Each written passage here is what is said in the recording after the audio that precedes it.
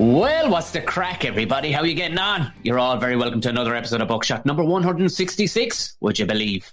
For Friday, the 11th of December 2020. Or if you're a Patreon, you will, of course, have gotten the ad-free version a couple of days earlier. And if you're right good, you'll get the video the whole lot. So that is what you get if you join us with the Patreon. You get the ad-free versions a bit early. The videos. Who would want to see the videos? Do you know? It's a lot of time on our hands at the moment. There's no harm in just throwing this on when you're supposed to be working. You're putting some downtime in and not really actually working. You're looking at the likes of me talking to people with our faces. Also, a big shout out to all the 2 new Patreons. I need to check your name out, but I will be doing a Ramble Pod this week, or you will have already heard it as I record this. We'll be giving shout outs as well. We need to find out who else got the rest of the merch, because people are buying merch. Gordo, you must be buying prezzies for Nana or something with my face on it. God bless you. If that's the thing you actually want to give somebody, it does support the podcast if you don't want to jump on the Patreon thing. But I would jump on the Patreon thing, because you're going to have a lot of time on your hands over Christmas and there's a lot of other videos to watch. Yeah, no. So it's going to make life a little easier. Of course, both are going to be down in the show notes. You'll see the links down there. Give them a gander. Get in there. Support the podcast. And sure, look, even if you don't want to do any, write it down on a note. Give it to your Nana and tell her that's what she's to be listened to, because that's what it's all about. The community here, Buckshot. Tell everybody about it. Like I said, we've had a couple of great comments in. I want to see those comments and then 5 stars. Don't be giving me none of them fucking 3 stars. And they're not worth 2 shits to a man. Unless you're a podcast guru, I can take no advice from you. I just want 5 stars. That's delicious stuff. And your best comment. I've already picked who's in the front runner, and they will be getting a Buckshot t-shirt. I don't know if you'll get it this side of Christmas, but I will be talking to you this side of Christmas. So on the night of the 20th of December, we will be also doing a live Ramble Pod for Patreons only, where we'll be all getting fairly fucking mashed and drunk. And if it's anything like the silliness that went on the last night, it'll be some fucking crack, or even half as good. It'll be some crack. I will announce the winner on that particular night, and you will get yourself a t-shirt. So get your comments in. Best comments. Like I said, the best comment from last year on Apple Podcasts was great podcast, hey for sale, and he put his phone number underneath it. One of the greatest things you can ever do, but it's been overtaken. There's been a couple of sweet ones come in. So on Apple Podcasts, if you are listening on Apple Podcasts, my guest is cracking his bollocks up at the background, because he's like, that is the most Tom that is the most Tom thing of all time. That's the housekeeping done. Lovely. Look at the show notes. They're down there. Click through the links if you want to support the podcast. It would be greatly appreciated. You'll get a big old fondy, as my nana used to say, or a kiss, but socially distanced. And of course, obviously, I will have asked your permission beforehand. So moving on swiftly to today's guest, I think we were intertwined like Jenny and Forrest, like the fucking Ghostbusters need the ghosts. No other than the guru himself. I'm going to give him an intro like he gives me an intro anytime I'm on his podcast. Entrepreneur, star of Stage in the Day, bon vivant, lover of all things Wexford. The only other thing Wexford is Nicky Rackard or Lee Chin. Those are the only other 2 things that are fucking more Wexford than this man. Obi-Wan to Mike Kenobi. I should have said Obi-Wan to probably Padman or one of those things, but sure, I don't know about that kind of shit. You know me, I don't know anything about fucking Star Wars. I'm trying to fucking blend in here. Please welcome to the stage the man, the myth, the legend, Gordo, Rochford, everybody from TCG. Hey. How you doing? All right, boss. You couldn't hold it together, sure you couldn't. That hey for sale got me, bro. That shit got me. It was so good. He's like, so good. There's a man out in the country with hay for sale with an entrepreneurial mind and not a great knowledge of the internet. He's like, I'm going to fucking cash in on this shit, boy. That is very funny. How do you keep it, man? Isn't it? You're probably the one person I talk to most these days. Oh yeah, this is the fucking the lockdown brethren here, trying to figure out what the fuck life is about, and we're all stuck in the house. I know. You look incredibly Christmassy there, man. It's a rustic Christmas. You haven't seen the palette effect, have you? You know, this is new to you. Before, yeah. Yeah. Candy canes and old nails all aglow. There's literally old nails looking through them. Yeah, I had to take the bland look off that wall. There was like, you've got that badass thing. You got, your little figurines in the background there. I should probably call them something. There's probably some cool name for them. I shouldn't be calling them figurines. I shouldn't be calling them toys. Each one of them is deep to my soul and my heart. It's a physical representation of my inner psyche, you know. But this is me. I'm like, this is my Buddy the Elf month. This is where I just do the podcast. Just looks Christmassy. Have yourself a tetanus for Christmas. Oh Lord, it's good to be here Christmas time, man. It's been a weird year, and I made this fucking studio here now. It's lovely, and there's no cunt can come into it now. I know, it's so fucking ironic. You built this amazing fucking studio, and then nobody can fucking go to it. Yeah, you're like, wait, you see it, and thankfully I got my toe in the door early days when it was in its construction. One or two things like, but get out to fuck after that. Nobody else allowed in. Yeah, it's bad form, man. You're working so hard to put it all together, and then somebody says a rule, and then we all have to stay 2 meters apart, or wear like full body condoms, or put up plexiglass and shit, and it ruins the effect. I would have done that. We had a couple of nights. We had some fun coming up. I was really rubbing my paws together. The people you put me on with as well. I was rubbing my paws together. But sure, look, we'll get to it when we get to it. Yeah.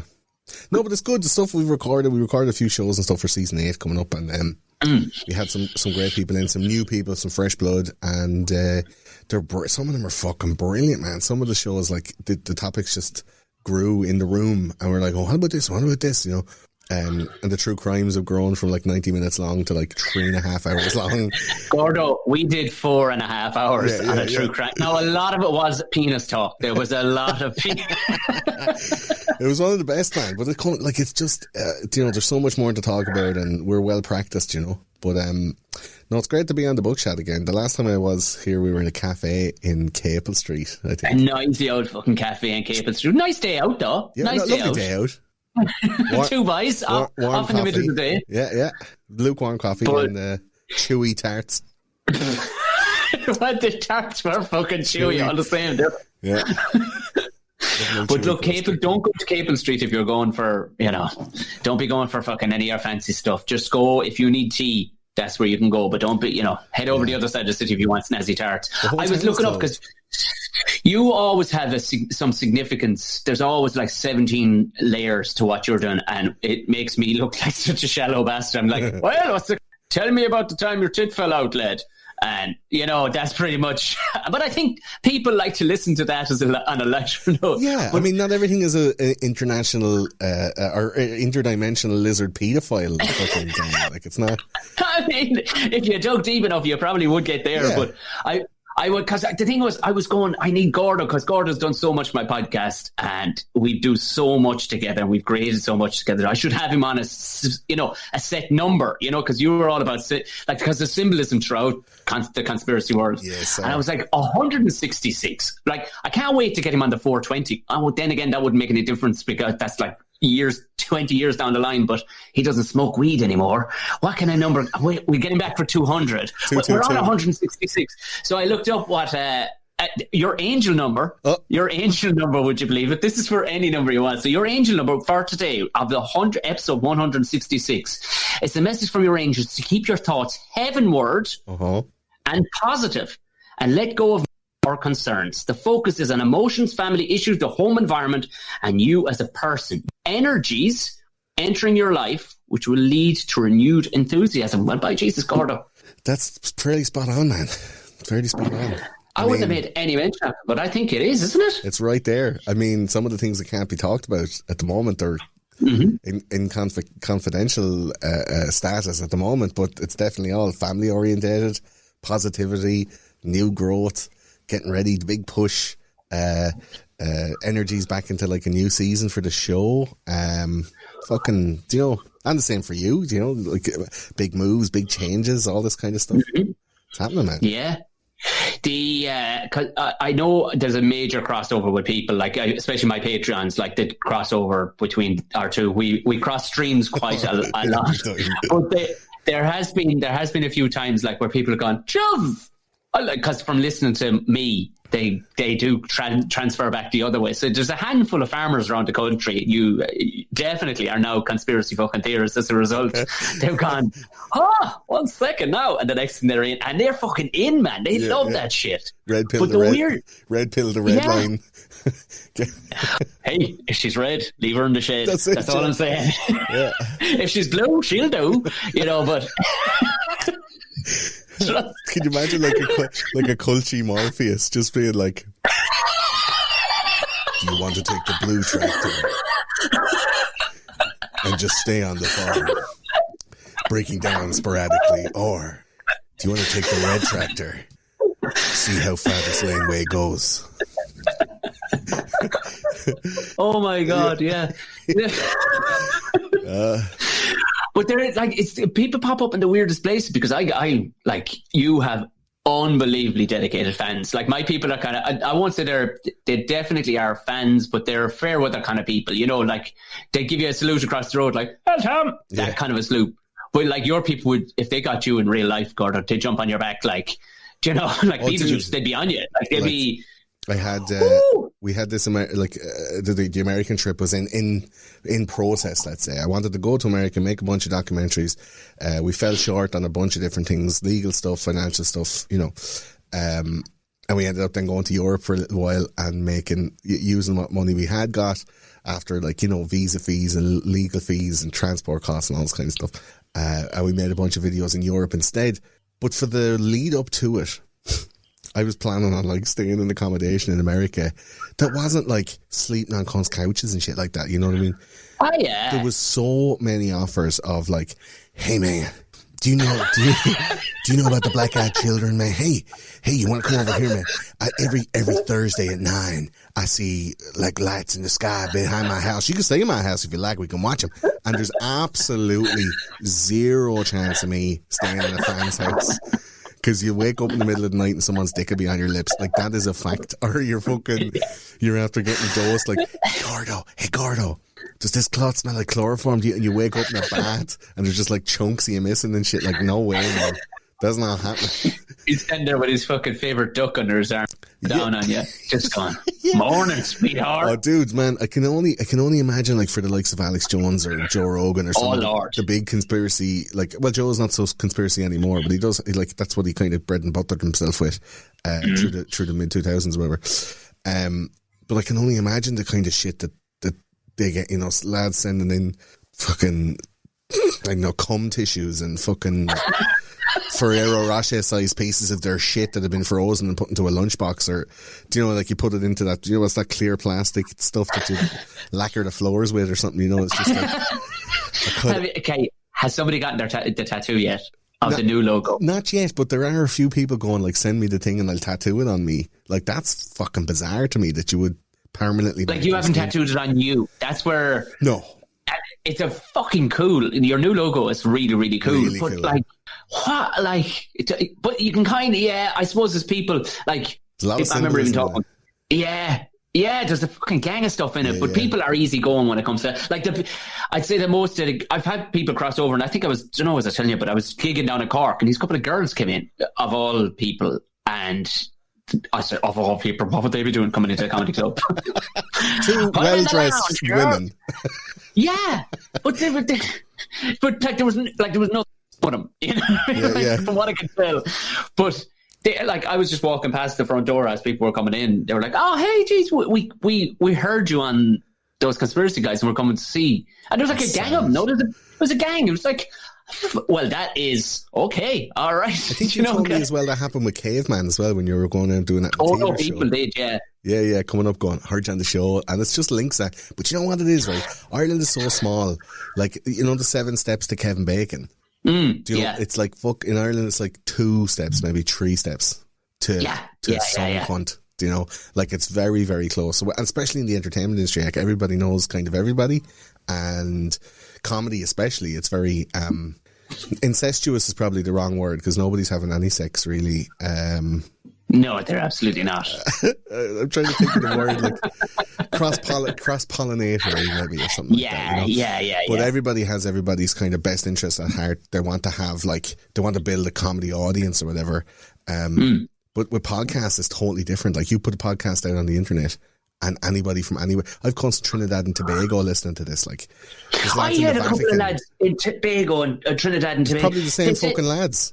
Well, 2 lads took pictures of, they had mugs, like the fucking merch mugs, on this super, like this tanker that you could not see the end of. And the boys were up on it going, hey! Like, My culty fucking voice is in your ears in Trinidad and Tobago. Who'd you ever thought about it? You ever heard of Tom O'Mani?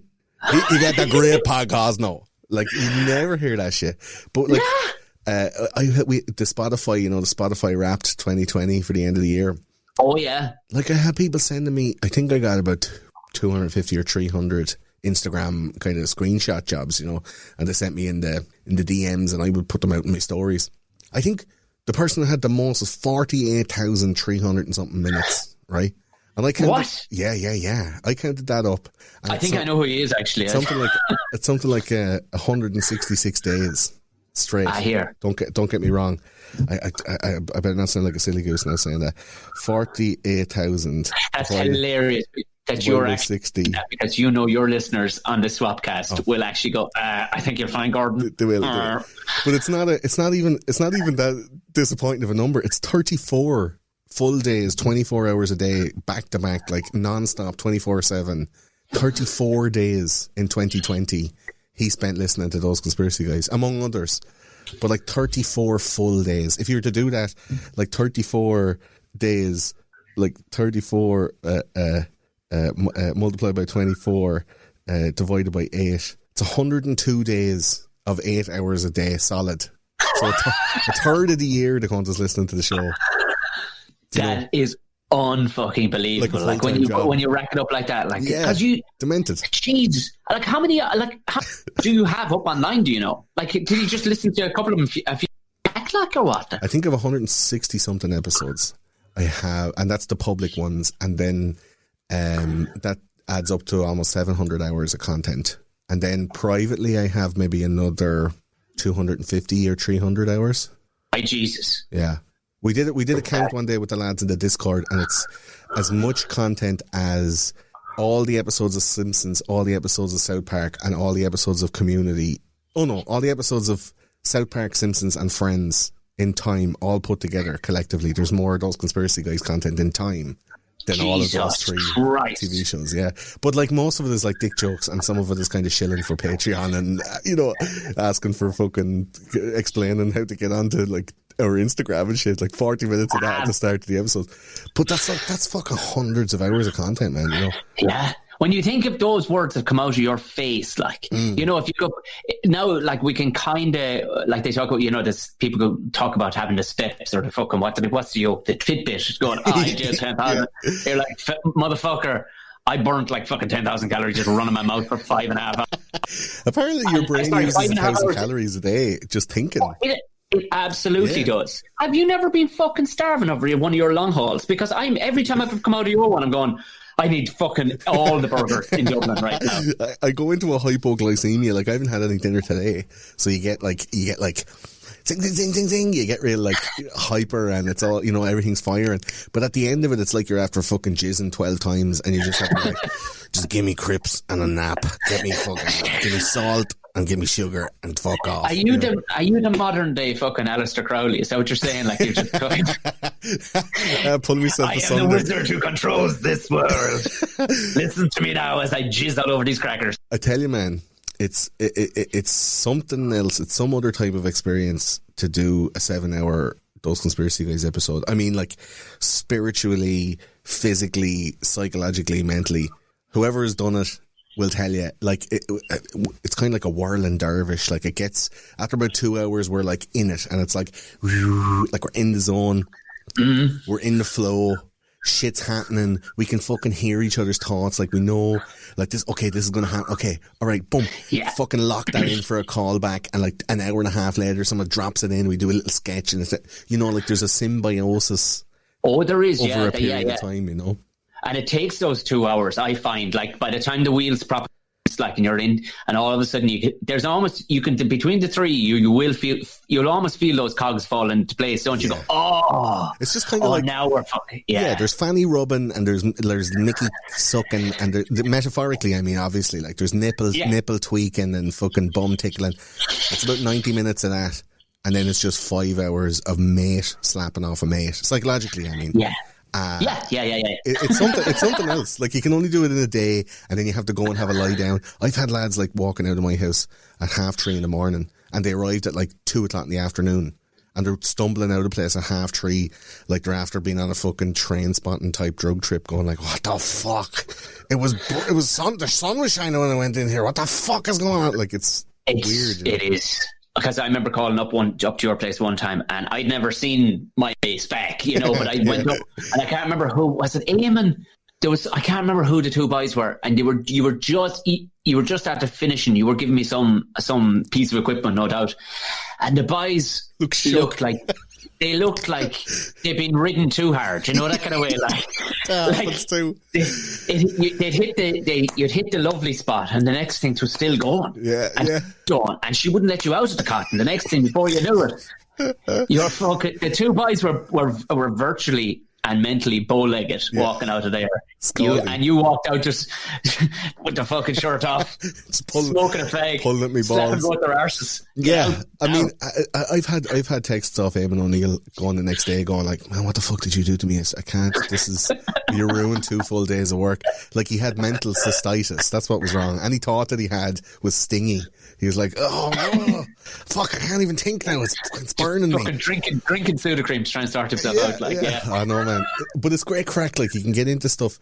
So the amount of words that come out of me, I think some of the episodes, like the true crime ones I've done recently, have had like 7,000 to 10,000 words of notes. Like I go deep with the notes since about 2016, and I kind of write a little bit of the script that I want to say, that I know like that's a thing that's a fact that I have to have right, and then I'd interject into the script like kind of improvisationally with extra kind of commentary or thoughts that I'd had during the day or over the weeks. Like I was like, and I thought, and that's here's Ghostbusters reference and a Thundercats reference, here's my dick, there's a thing, okay, back to the facts, and it's easy just to drop in and out.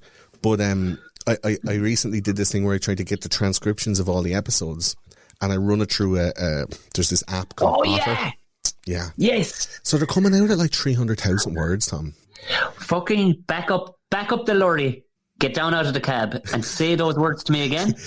When I do the transcription, I put like 7 hours into this transcription software, and when it poops out the thing, it's like 130 pages. It's like 300,000 words of us talking. Yeah, it's demented. Some of them 300,000 words are going into people's ears. Yeah, in the 7 hours. Yeah. So even for that fucking psychopath, God bless him, that listened to 102 days, like he must have had literally millions and millions of Irish accented fucking words going into his head. Yeah. How do you hold it together, I wonder, after that? Like, no wonder your fans are fucking climbing into bed with you fucking whenever if they could get a chance. Dick lipping. They're dick lipping. Fuck. It's class, man. No, but it's great because like we can go over subjects that other people have gone over. So there's only so many like conspiracy topics you can do, Mm-hmm. But I have like topics and seasons burned out into like the next 15 seasons. I've like up to season 20, let's say, planned out in blocks of 14. I know like this year I'd be doing one on, say, the Rothschilds. And there'll be callbacks to that, like in like two seasons time, like 2 years time, and we come back to that and go, I told you about this lad, I told you about this lad, I told you about this lad. There's a bed of knowledge. Here's the next fucking level, and we're building bricks. But you want it to kind of like shake it up a bit as well, like a band set. You want a dancey tune, and after that you want a slow tune to let everyone kind of calm down and catch their breath. And then you want like a sing along song, and then you want the hit from the radio, and then you want the fucking Everybody Loves You finale song, and have them whistling that when they're leaving the venue. So I kind of do that with the episodes as well. Like there's a cryptozoological one, there's a silly one, there's like a famous person's weird death, which turns into like a biography episode. I'm guessing Jimmy Savile wasn't the upbeat fucking fast. There's always a paedophile episode because it's like at the centre of everything. So you got to drop it in. We're doing Pizzagate this season, and I mean the story is unfolding as we speak, and talking about like Nexium and what's his name, Keith Raniere and all this kind of stuff. So there's so much stuff. Ghislaine is getting COVID. Has she COVID? I don't know. Has she got it? I don't know. Like, she's not hanging herself anyway, that's a fact. But it's just like trying to get everything in the conspiracy world together. You could do a show every week and be... You could, of course. 90 minutes and just go blah, blah, blah, blah, blah, and just shout and roar. Or I could like line up a load of authors and have them come in and just tell their story, and it's like a fucking infomercial for their book. I am going to be doing that, but I don't want to make that the mainstay of the show, because it's you know, it's secondhand fucking information. Like your unless you have 250,000 fucking words to say. Exactly. But the thing is, like, I go in and I study it like I'm the expert, which is what the person at home is sitting there doing, going like, I want to know this stuff, but I don't want to have to go to college to learn it. So like, let's just read shit on the internet. Let's read a few books. It's like fucking, I don't know, Cliff's Notes for conspiracy theory. I read all the books. I look at all the stupid videos that are like 9/11 wishing and shake up, you know, this kind of shit. And I fucking just process that and spit it out, you know. But it's good crack, and in a kind of palatable way, makes it easier to understand some of the harder kind of. Do you know what, Tom? People don't like to ask for help sometimes, and you'd be talking to somebody about something, and you'd say a word, and they'd be like, and then they realise about 25 or 30 words later, it's like, fuck, that was a really important word that I didn't understand, and now he's talking about something else, and I don't really know the context of this sentence. Like, he's lost me now, shit, and I can't say anything because I should have said it like 45 seconds ago. Oh, fuck, I don't know what that word is, you know, and it's just like going over my head. So I don't mind looking silly sometimes and going like, I didn't know what this meant. Here's this thing, I went and looked it up. I think people, but I think I think Pete, that's what endears you to people in a lot of ways, because while you don't sound like, also you sprinkle in a bit of comedy, obviously, like, and you're having the crack with the lads or whoever else is on with you, but also you come across with a vibe like, oh, I could know this fella, you know what I mean? You listen to fucking your man, what's his name, Tyson, fucking, he's the black lad with the fucking, he's got the he's got that fucking, just let your soul glow. He looks like your man in Coming to America. Yes, Neil deGrasse Tyson. Neil deGrasse Tyson, had he aged to now, you know? Soul glow. Soul glow. I know you appreciate. Where is the prince? Or your boss bounce a ball off your head, soccer. I know you love an Eddie Murphy reference. I know you do. I think, correct me if I'm wrong, I think that might be Samuel L. Jackson's first feature film role.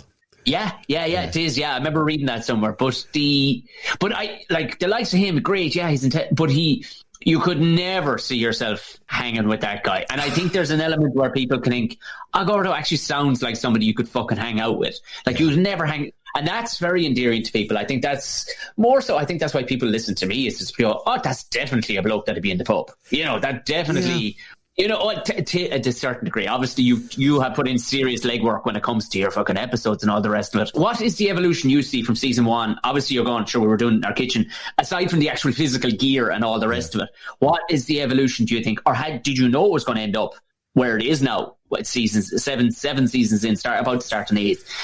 Or was it going, let's have a bit of a jolly here and see what the crack was? Or were you day one going, this is... If I'm honest, yeah, it was day one going, this is my way out of this fucking phone shop. Do you know? Yeah. Like, I saw the writing on the wall as far as YouTube and content creation and stuff like that. Podcasting was like getting big. I was listening to Joe Rogan. I was listening to Greg Carroll from the Higher Side Chats. I was listening to Doug Loves Movies.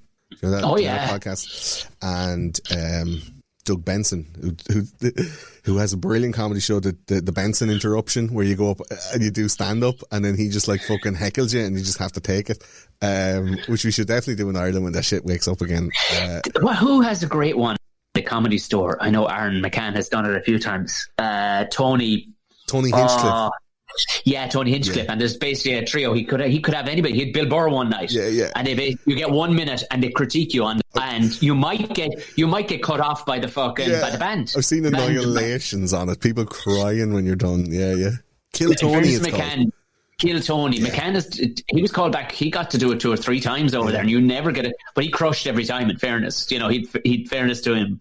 But yeah. Sorry, go back to Benson. Yeah, I'm listening to those type of podcasts. You know, going in and out to work in a job that I didn't particularly fancy or like or enjoy. But I just got to talk to people and have the crack. And, old Russian ones that come in and I get to practice my Russian, or, some fella come in and he'd be all like into Jesus because he's after getting clean from heroin, and he'd be all telling me about, like, do you know about this fella called Jesus? He was a carpenter, but he was also the son of God, so he was signing and walking, and he was able to, he built his own cross and he climbed up in it and he died for our sins, so I don't do heroin anymore. And I'm like, yeah, sound man, come here, what's the crack? Like, what's heroin like? Oh, it's like a big warm hug from your mommy. Like, it was like weird conversations. The lads in the shop are like, are you selling phones or are you talking? And I'm like, I think you'll find I'm talking. What the fuck is wrong with you? Excuse me. Sorry about that, boss. No bother, man, you're grand. Like, I didn't like the job. I wanted to get something that I could call my own, something that I made myself, that was part of a culmination or an amalgamation of all the skills that I'd acquired over my lifetime, which is the music and the content creation, like the technology parts, the audio tech, because there's background in music, and then it was like conspiracy theory, smoking loads of hash and watching loads of videos and getting all that information and reading loads of books and knowing loads of shit about it and thinking about it for years and years, and then doing comedy for a period of time and knowing that if I say something, I don't need an audience to know if it's going to be funny or not. And just throw the shit out here. I know what works and what doesn't. And like, obviously, I've been, funny my whole life, as most comedians are. And now I had this internet knowledge. I had done deep dives on the YouTube culture and podcasting and trying to get all of that stuff together to focus it, laser focus it at something with a content strategy, a great website, like a really well put together and a good sounding podcast that was entertaining and not like anything else that was out there at the time.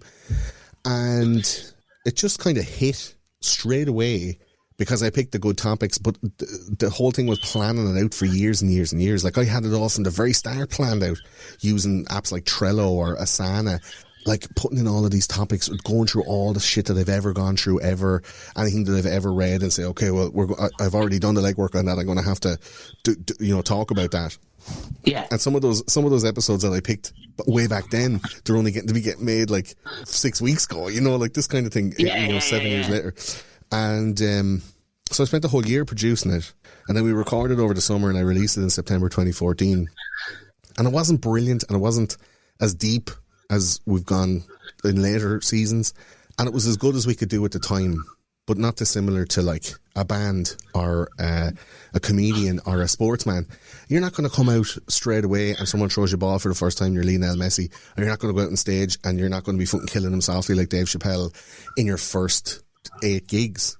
Like, we were doing these podcasts, and it's like you get one go and then it's a podcast and then you have to release it. And it becomes like canon. Like, it's those conspiracy guys' classic canon. People are like, oh yeah, I love them old shows.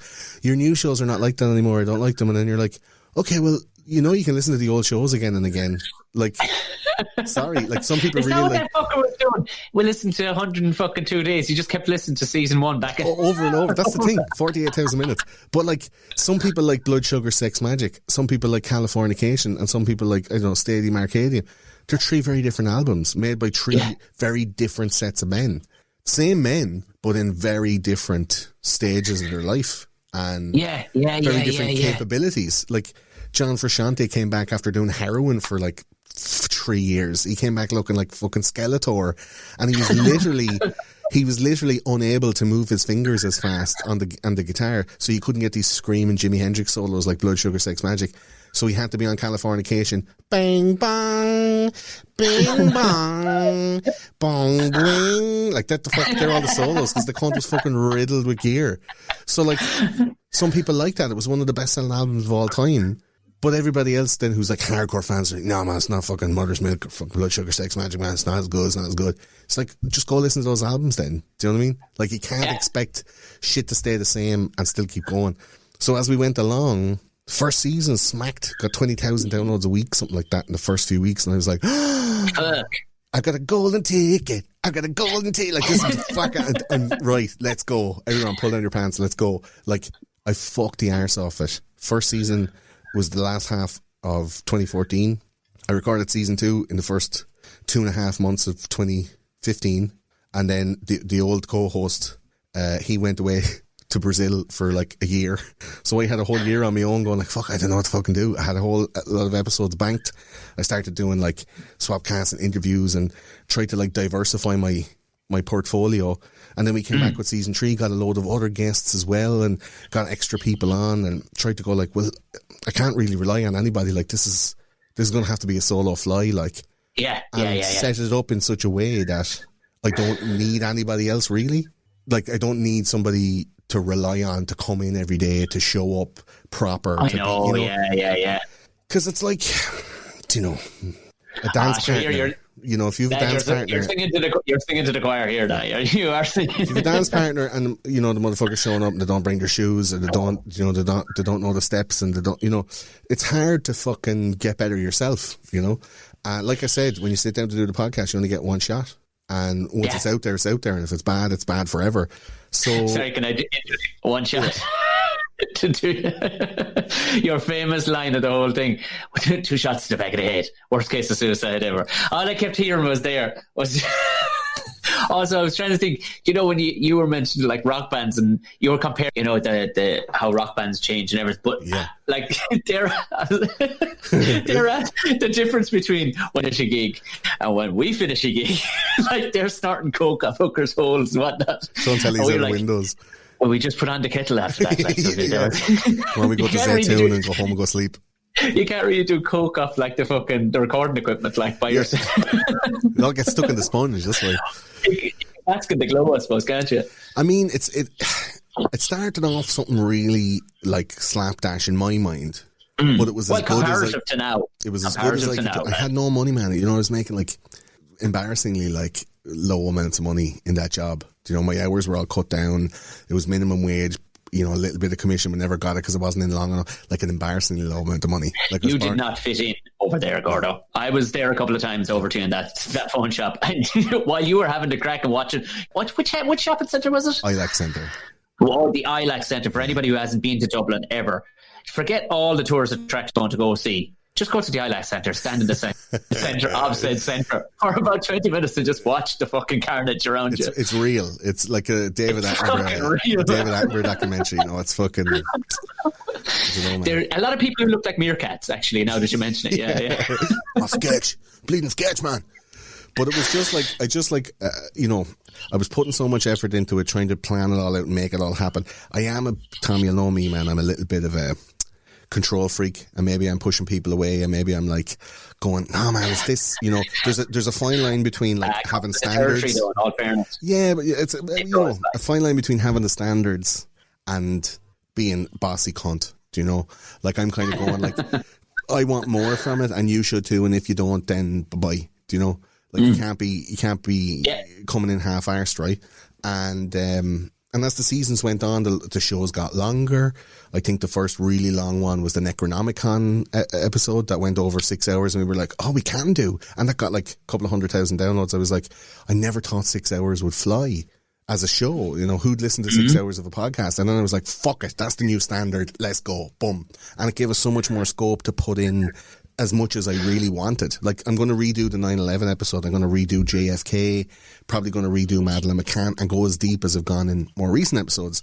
But just from, like, to answer your question, from the start, season 1, I thought, this is it. If I can really fucking make this thing a thing, and it's worldwide appeal, I knew that the audience was coming from America and the UK for a start. A lot of lads who were stuck in comedy the way I was after like 5.5 or 6 years of doing it and not really getting anywhere because I didn't fucking suck the right dicks. The scope is very small. The scope for success and the scope for advancement is very small if you're not willing to play the game. And I am absolutely not willing to play the game in any way, shape or form. So I just made my own game. And then I'm winning at that game because nobody else is playing. Fuck it. Do you know what I mean? There is a little kind of bit of, when you get up to this level, a little bit of like, where do you go next? Like, am I going to do like Joe Rogan and go Spotify exclusive? Am I going to sign this contract? Am I going to do this thing? But for now, I'm happy to be making shows, setting up live gigs in the UK. Definitely still want to make a TV show, be it in Europe or the UK, but America's definitely in my sights. I'm talking to people over there on that side. And the fucking, you know, it's a wide open field for me. Oh, Lord. As soon as the world opens back up, like, I'm America's like square in my sights to go over to do live shows, to fucking do interviews, and hopefully make like documentaries and a TV show or a Louis Theroux style series of docs that I had planned. Like it's 100% ready, ripe. I just have to get there before some American motherfucker does. I know. I was actually, as you say, I was talking about and a more random, or those gang of girls that come in, a more random one. I was holding a corporate gig the other night. A chap recognised my voice. Yeah, that's happened a couple of times, yeah. Because he's recognised my voice, because he'd been on it was a group of like 102 people. He'd been sitting back supping a can. It was a company corporate Christmas thing. He was supping a can, went, oh, fuck a minute. Heard my voice. He put his fucking hand up, basically, because there's a tech controlling who comes up in front of me and whatnot. He puts his hand up, and he'd run off and gotten himself some tinfoil, made a hat, and stuck it on himself. And I went, what's going on here? Because at the minute I was like, tell me all about, I was giving it all the corporate spiel, and so he goes, fucking those conspiracy guys, yeah. I'm like, oh my fucking God. So I found, and then I accidentally had a 3-minute chat with this guy when I should have been talking to, but your man was all up, he was all up in it, you know what I mean? The fact that he was, that just popped in. I meant to say that to you at the top. I think it was, the numbers I have for Irish people, sorry. I think I have, I was looking at the stats, a couple of months ago, because I was putting together these pitch decks and stuff for these companies to do live shows, and they're like, how many people have you got in this city? How many people have you got in this city, to try and book to see if there's enough to fill a size of venue or whatever, So I counted up, I think, 77,000 Irish fans. For those conspiracy guys. So if you think about the amount of towns and the amount of people that are in the age bracket in each town, you're surely, wherever you go, some cunt is listening. You'd be grand. At some point. Grand. But, you'd be grand. I remember being in Leo Burdock's one time in Temple Bar, and I was ordering fish and chips, and someone was like, "Oh, it's not you, is it? You're the conspiracy guys, fucking Daily Buzz, man. Fucking 9/11, man, I'm a can, fucking pedos. And I'm like, stop shouting Jimmy Savile. Stop shouting Jimmy Savile. I'm just in here for a hake. Here for the hake. Fucking hell, man. I was standing waiting for chips, and I was like, stop shouting Jimmy Savile and pointing at me and give me thumbs up and saying, you're brilliant, Jimmy Savile, you're brilliant. Please. Everyone was like, he has the beard, he has the glasses, that's the uniform. Is he a pedo? Let's get him.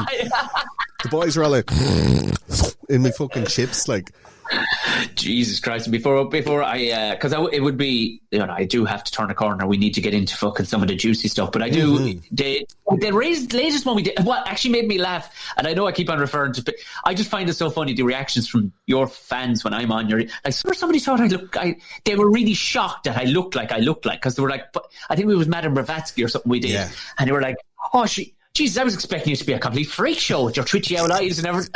Gordo, you actually tweeted me. Do you know why? Clearly, you sound like a fucking drug addict. I can tell you why, Tom. Because Irish people have been grossly misrepresented in world media. Do you know? Okay. We're all fucking Elephant Man looking, the Bull McCabe looking, with all respect to him, when he's not done up in makeup or whatever, Dunbelievables, Pat Short. Pat Short is a good looking man without makeup, but when he puts the stuff on, it's all the ruddy cheeks and the lumpy noses and the fucking big, Panarasher's ears and all this kind of, that's what people think when they think Irish people. And then you rock in, you got your sharp features, mullet, fucking Flavor Saver mustache, and people are all like, who's this lad? And you're like, hold it going now. And you're like, what the fuck? This does not match at all. I've got loads of Instagram DMs when people actually go and look at the Instagram and they see my face, and I've had literally had on multiple occasions, and you wouldn't think it happened frequently, multiple occasions, around about a dozen, where someone would send me a DM and just say, disappointed. And I go, excuse me? Question mark? Or what does this mean? And they were all like, didn't think you looked like that. And I'm like, have you had to retcon a few wanks or something that you did? You thought it was way better. It looks like your voice doesn't match your face. Regardless, Gordo, there is over the amount of hours that people have listened to you because you're banging off a chart all over. You're fucking hopping off the limiter in so many fucking charts around the world. There is definitely, and I would wager right now, as a result of your voice, there's somebody either banging the flaps off themselves or pulling, to use your own phrase, pulling themselves around around the room up in their tippy toes, like pulling the gearbox out of themselves right now. It's just, there has to be. I would wonder, Tom, how many people go to sleep listening to me and have my voice like echoing around their head at night time. They don't put the sleep timer on. I've done a couple of the long ones with you, and they are a fucking... You're obviously fucking at them forever, so you're expectant of it. And I think from time to time, not that I found that I got lost in the middle, but there's times where I don't want to put my hand up and say, because you're frightened, you're going to sound fucking stupid sometimes. Because of course I can't talk about fucking gaming, I can't, but I know a little about this, that, and the other. So sometimes I kind of freak people out when I end up slipping into their lexicon with things. They're like, whoa, hold on, you're not in our world. No. You fuck off over there and talk diggers and fucking sports with that man. Your expectations are different to what, like, if you're a culture, you don't know nothing about Game of Thrones, and then when you're like, well, you've obviously never gone out with a girl with 8 brothers, so I know all about Game of Thrones. But I definitely, the last couple, I definitely felt very comfortable. I was going, do you know what, fuck, because I was more concerned about your listeners. Am I going to come across as a fucking idiot here? Because this is obviously cutting edge stuff, even though you have all the notes put in and everything else. But definitely, like the Oklahoma bomber one, I had an absolute fucking, for me, that could have gone on. Yeah. I think also too, you probably line me up right too, you know, that kind of way. I try to pick the right people for the right job, because I know what people are in. Because like, you guys are all my friends, if not like acquaintances. Some of the lads I wouldn't be as friendly with as, say, you and me, or me and Emmett, or me and Ed, who talk like pretty regularly. Like, but I have lads on like once a season, and I mightn't talk to them for 6 months. But I know what they're about, and I know the crack. And then there's a few dark horses then as well. But like, I had a bunch of new people here. Stephen Bradley saying, who does the, what's it called, the theatre? He does like improv theatre. Fuck, I can't remember the name. He does, big lad with a beard. Yes, a bald head and a beard. And lovely man, very smart, funny dude. We did the murder of Mark Kilroy. But like, brilliant. And I'd never met him before, but the minute he walked in to the studio, I was like, boom, best friends for now. Like, we're not, you know, we are on the fucking wavelength. So like, when you're sitting in the place, I know that you're going to enjoy, like the Madame Blavatsky stuff. I knew you're into that kind of mystical, magical stuff. It's a little bit off brand for maybe like Tom the countryman, you know. But like, you don't have to fucking fit into a box. Just the same way that people would expect me to have certain opinions on certain things because there's a conspiracy moniker, and I'm like, I don't agree with that. And they're like, well, you haven't passed our purity test, and I'm like, that's the other thing I was going to ask you, because people are so like, fucking, I want to write your name in blood, Gordo, you know, like, and I can only imagine what in America gets, but obviously it's probably the same because you have such an American fan base. But do you get pulled? Like, you would get pulled up a lot, no doubt. But because you haven't fitted into it, I think we talked about this before. You obviously have easygoing people listening, but there's what I find sometimes, people who are really into conspiracies, they're often quite angry at something else, and they're looking for experts to give them an answer as to why that thing isn't the way. Why isn't it the way it is? Yeah. And then they're on board with everything. And it's open season. But what I've noticed with you, you're almost journalistic, and you're going, well, no, this is fucking what is there. Yeah. This is all I can fucking tell you, and these are my opinions on it. But you stick to your guns on certain things, and I wonder, do some people go, Gordo, come on, I thought you were all town, you know? Yeah, there is like a logical fallacy that I tend to throw out there to let people know, like, this is not a right way to be thinking. It's like a no true Scotsman fallacy, where it's like, you know, no true Scotsman would wear underpants with a kilt, for example, you know?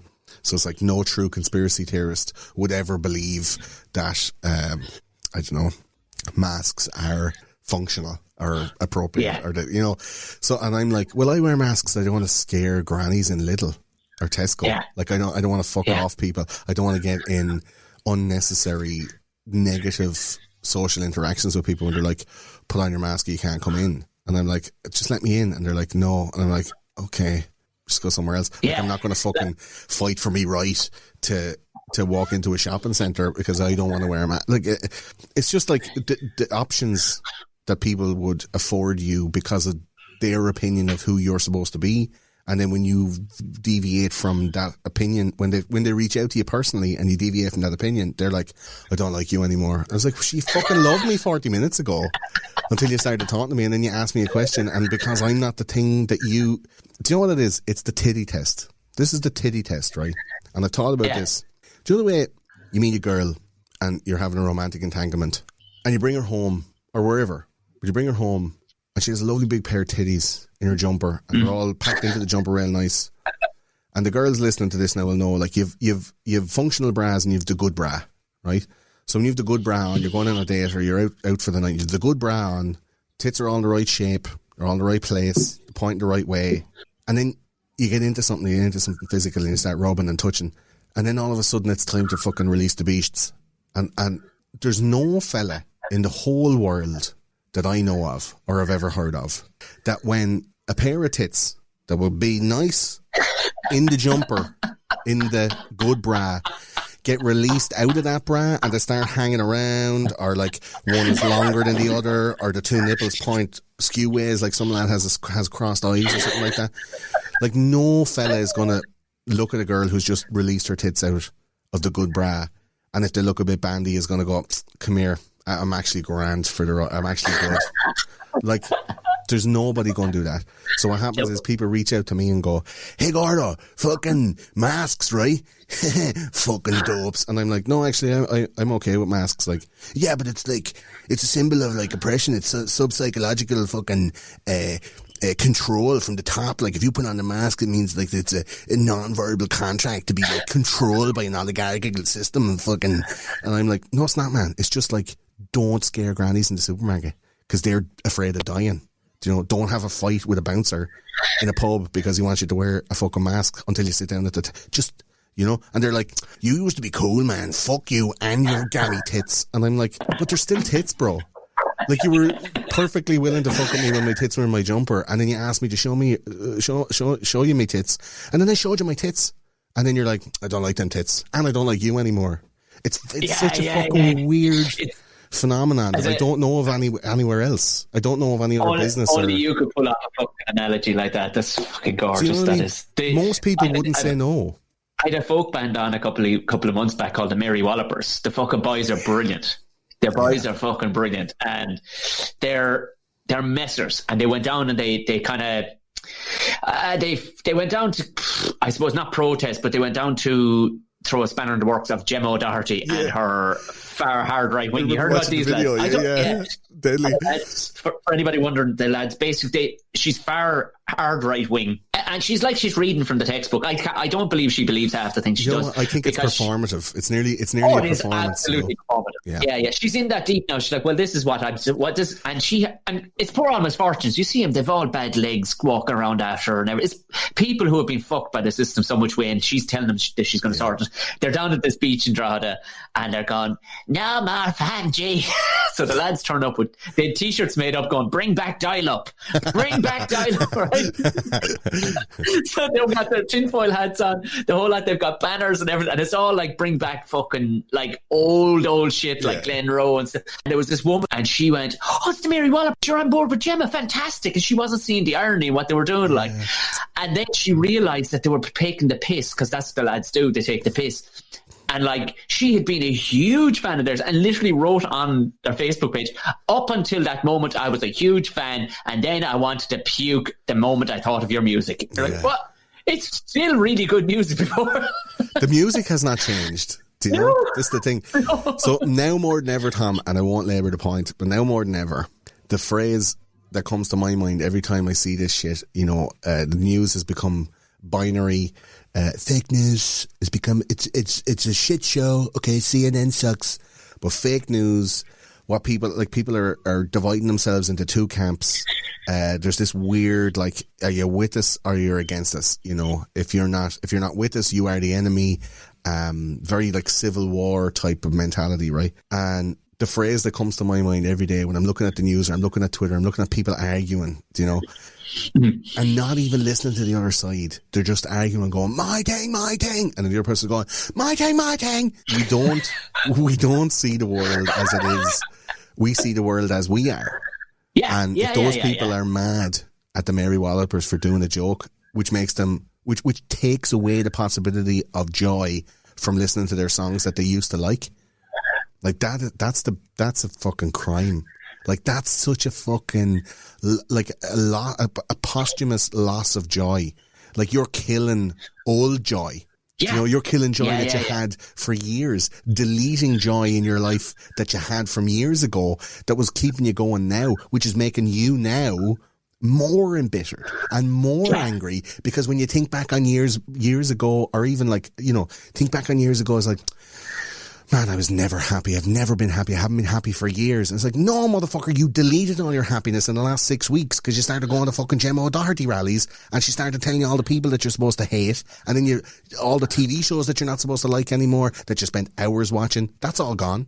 All the fucking music that you like, you're not allowed to like that shit anymore. So all the times that you spent enjoying 48,000 minutes, some cunts listening to the show. Can you imagine if he changed his mind about me?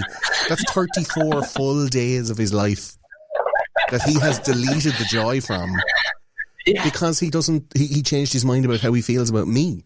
Like, don't let your fucking decisions today kill joy that you've already felt, because you look back and you have nothing but blackness, which leaves nothing but blackness in the future. Like, it's fucking making angry people angrier. I haven't really thought about the outlook of my podcast.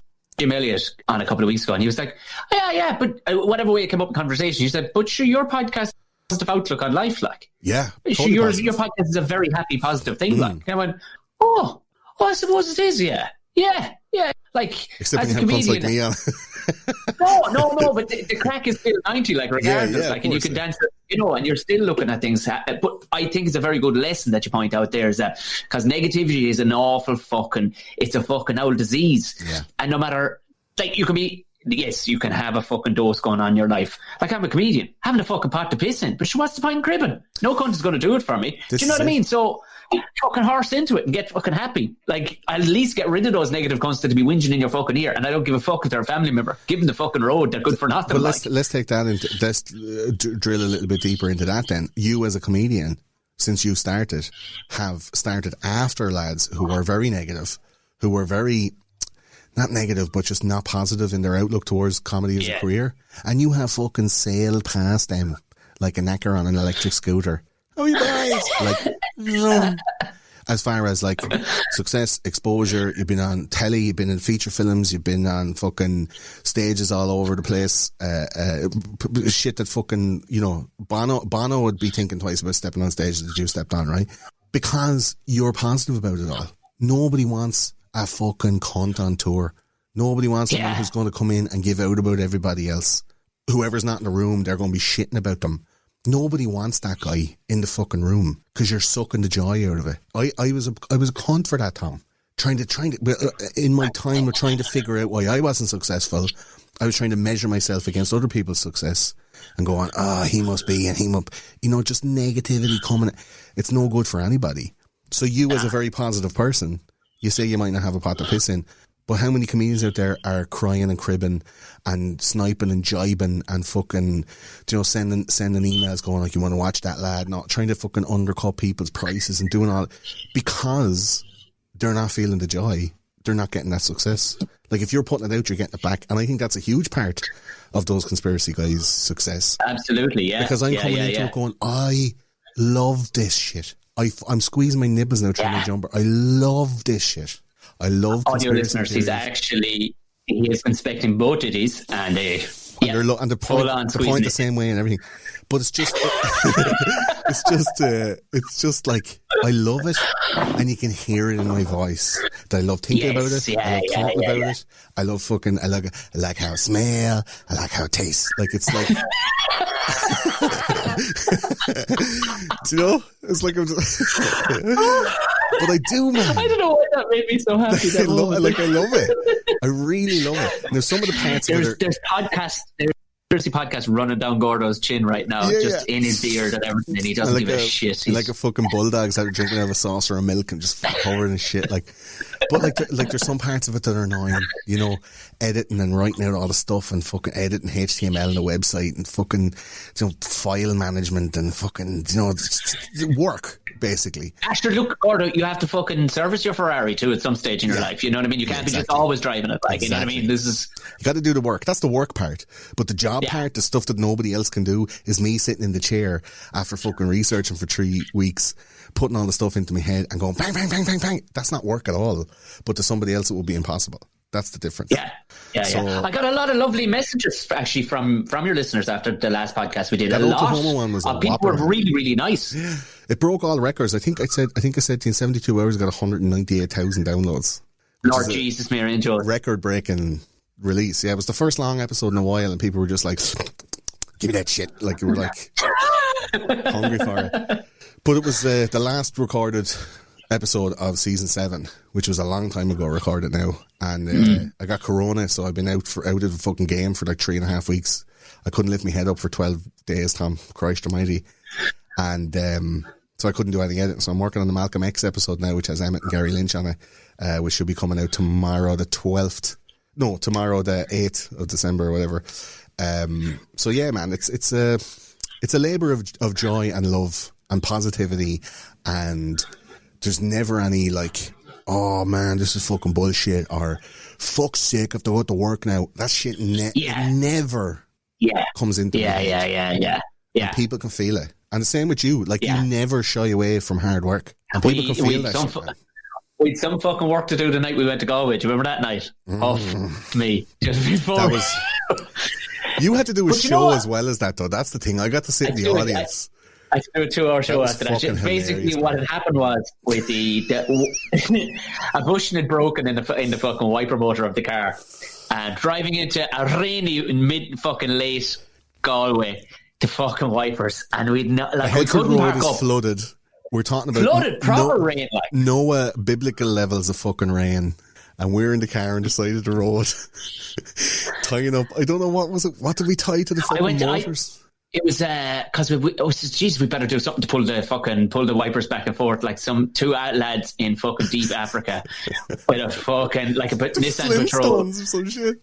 It was like something the Flintstones. I went to the first aid kit. It was a bandage, a roll of bandage. So Gordo tied onto the left hand wiper, and I tied onto the right hand wiper, and the windows down, pissing rain in the top of us, pulling back and forth. But for 40 minutes doing it like the fucking Chuckle Brothers, going to me, to you, to me. And I was pulling the left, and it was like, let it go, Tom, let it go. Like that. If we hadn't got caught by the guards, man, you would have been pulled out of the car. Yeah, pulled out of the car. That was forget about it. Because the thing was, we had to get to the show because I was doing Caveman in the whatchamacallit in the fucking the theatre. Town hall. Galway, yeah. We'd gone it on the way back just in case the rain caught us. With the fucking bullet back as hard as she'd go on the fucking way back to Dublin. Thank fuck. But I suppose we've kind of rounded the corner on a few things, and we've gotten nicely fucking warmed up on whatnot. And it wouldn't be, my listeners wouldn't forgive me if I didn't fucking get into some of the fucking stuff, because you are the fucking man when it comes to this. Now, obviously your episodes, and you're great at keeping them evergreen. They're very big, strong episodes because, like you were saying, I could do a weekly one and just fucking, almost like a magazine show of what's happening now. Yeah. But your Twitter, for anybody who doesn't follow Gordo, get on his Those Conspiracy Guys on Twitter, is very, very good, because you're just putting up just very interesting, thought-provoking articles like, oh, fuck, I wonder what that is. And that's what you kind of do. You don't go, look at these pack of cunts. You kind of put it up there going, yeah, let's have an old looksy-wooksy at this, because some queer shenanigans, and there's been so much of it that I don't know which way is up with the American presidential. It's possibly going to be one of the biggest conspiracies of all time, Tom. We're talking about Watergate times 1,000.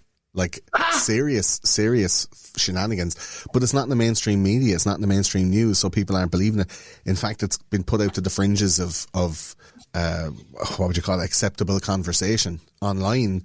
Twitter and Facebook are actually like putting markers under everybody that shares that, and it's all like, this is lies, big red box underneath it, like, this is bullshit. And then going in front of like House Oversight Committees, Mark Zuckerberg and Jack Dorsey, having to sit and answer questions when the lads are going like, okay, so you're saying this is lies, and here's the evidence for this thing being true. So how are you not having an undue influence over the elections by using your platform as a publisher to edit content, which is against what was called Article 230, which is basically like allowing social media to be used as a tool for political advertisement or not, like, as the case may be. Like what Cambridge Analytica did. Yeah, to pull back the capabilities of being able to do that, or their internal censorship. And Twitter and Jack Dorsey were going like, well, we don't do that. We've never done that. We never would do that. And then about 2.5 months ago, somebody hacked into Twitter Now, hacked in at the core of Twitter. Hacked into like Obama's account and Hillary's account and fucking Oprah's account on Twitter with millions of followers, downloaded all their DMs. You know the way you can go and download your archive? Downloaded all the archives and all. One night in the middle of the night, nobody knew what was going on. They got into the main Twitter interface, and there's actually a dashboard of censorship that says, like, you know, right wing, censor this guy, shadow ban this lad, and there's all buttons that you can put on people's accounts. So they had Republican congressmen coming up to the election tweeting away, trying to talk to his followers, and she was fucking a fart in the wind because Twitter had him shadow banned. So shadow ban means like you're banned but you don't know you are, and nobody who's following you knows. So nasty bastard. He was putting stuff up and it wasn't showing up on anyone's feed. You had to go into his account to see the thing. So there's all of this mad shit going on that's so deep within this like election fraud. It could be like the biggest conspiracy of all time, really. And do you like there's images of like, because I have cousins in the state who are conservative in the states who are conservatives, and they were unabashedly Trump related. I think Trump had benefited them a lot too. You know, I mean, I know their wagon is conservative regardless, and that's just always the thing I find interesting about American politics. They're like, well, we are blue or we are red, and if they put a turkey with a hat on, we're going to vote for that. You know, I often find that strange where they don't. Sometimes it would seem they don't look into policies, but I think Trump had been quite good for them. Yeah. In whatever way it had panned out for. I don't think, and even as I was saying to Jim, regardless if the man had put an extra 2 inches of every fella's Mickey in the country, he was not getting a second term. Simple as fucking that. He wasn't getting it. Like, let's put it this way, right? Donald Trump, the amount of votes that were actually counted for him exceeded what was for the biggest voter turnout of all time, which is Obama's 2008 presidential election. Donald Trump himself, they're saying like Biden has exceeded the most amount of votes for any US election of all time by 10 million votes. Donald Trump did it by 8 million votes. But nobody's talking about that. Nobody ever says that. So it's like selective positivity, you know? People are saying like Trump this election beat Obama in 2008. So if Trump had went up against Obama with these numbers, he would have won against Obama. People aren't paying attention to that kind of stuff. And then there's like very, in my opinion, very obvious improprieties with the election structure and the execution of the election parameters constitutionally. So like in the states that were seemingly battleground states for this election, which was Wisconsin, Michigan, Georgia. This is all top of the head now, so it might not be 100% on the ball, but Wisconsin, Michigan, Pennsylvania, Georgia, Nevada, and Arizona, they were all kind of questionable, right? Yeah. So as soon as they could, the news media started calling the presidential election for Biden.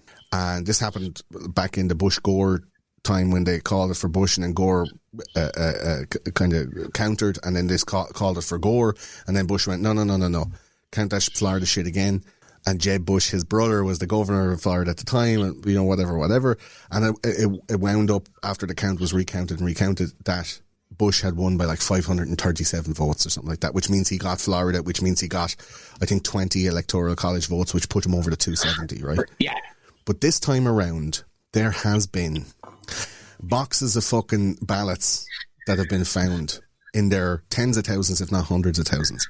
There have been videos of people throwing ballots away, taking in boxes of ballots and throwing them away or not counting them. The way that the systems worked, there's like computer tally, and, you know, for a lotto machine, and you take off all the numbers and then you pop it in, and you know, so there's this type of machine where they were feeding the physical ballots into, and the machine was totting it up. It's made by a company called Dominion, and Dominion was used in Venezuela to very obviously. I thought you were going to say it was a little fella in Despicable Me. Because of Matamoso election.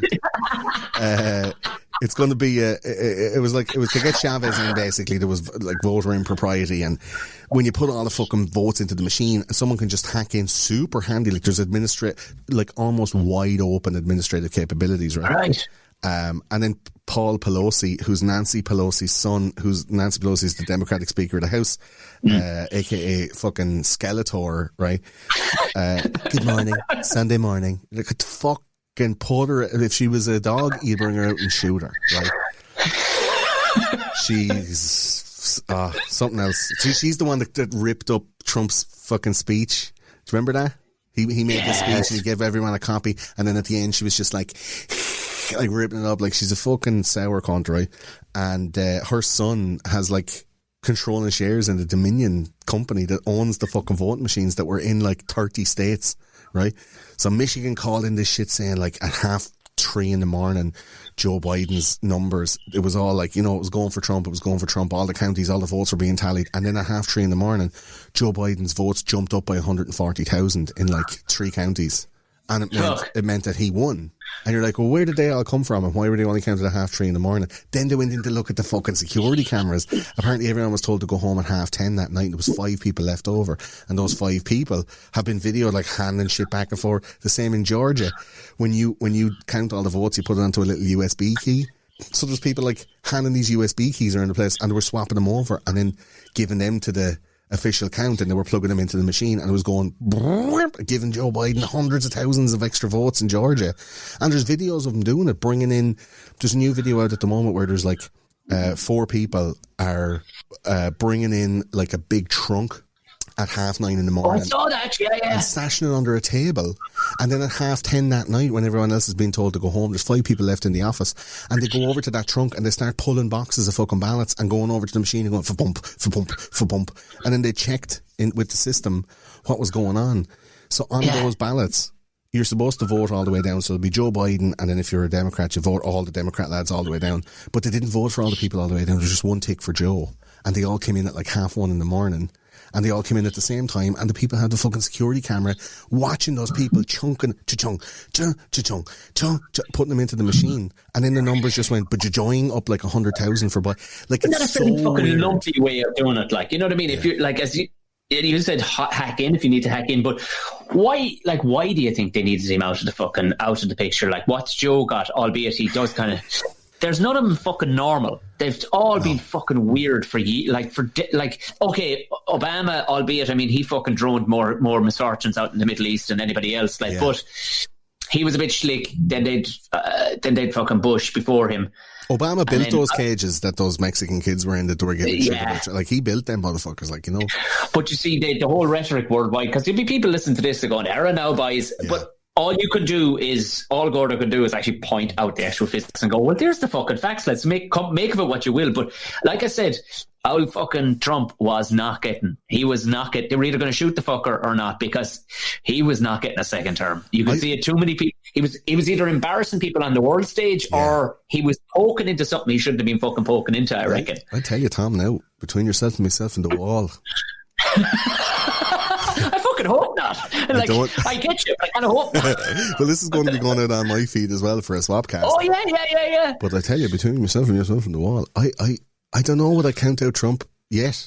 They're going to the Supreme Court. Yeah, there's legal ramifications and all going on with all this shit. Like Rudy Giuliani, as leaky and weird and fucking pulled back and scrotum-like as he may be, he's a fucking lunatic, and he will not stop. What happened to him altogether? Like back when he fucking brought down the mafia and was running New York, he turned New York around. Like, he was some man, like, back in the day. Is he just gone a bit fucking old? I don't know, man. Age is a motherfucker, right? You're talking about, like, you see Joe Biden falling apart like a wet cake. He's sniffing young's hair and every fucking thing. He's very strange. The speeches that he's making, man, you want to watch these videos, and he's like, and then I was saying to Kamala, and there was hooty booty. Like, it's so odd, and he's just like, Gillette, the best man could get. Come on, man. Like, it's so bizarre, the shit that he comes out with, right?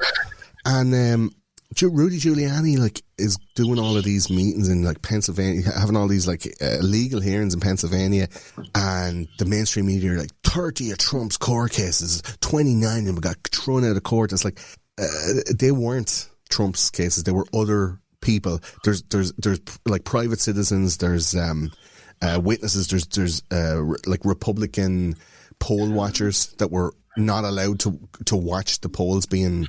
There's a system, Tom, right, where you take out the poll, you take out the vote, the ballot, right, and you inspect. I thought there was some bloke called Vladimir. Sorry, go on.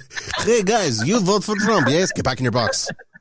You poll. You take out the ballot, right, and if it's in any way, like, I guess, like ambiguous, you have on your left shoulder a Democratic poll watcher and on your right shoulder a Republican poll watcher. And you go, okay, well, I don't know about that. Poll watchers, and then they come over, poll watchers assemble, and they all come over, like Iron Man or whatever, right? They come behind you, and then you're like, oh man, on my jacket? That's not cool.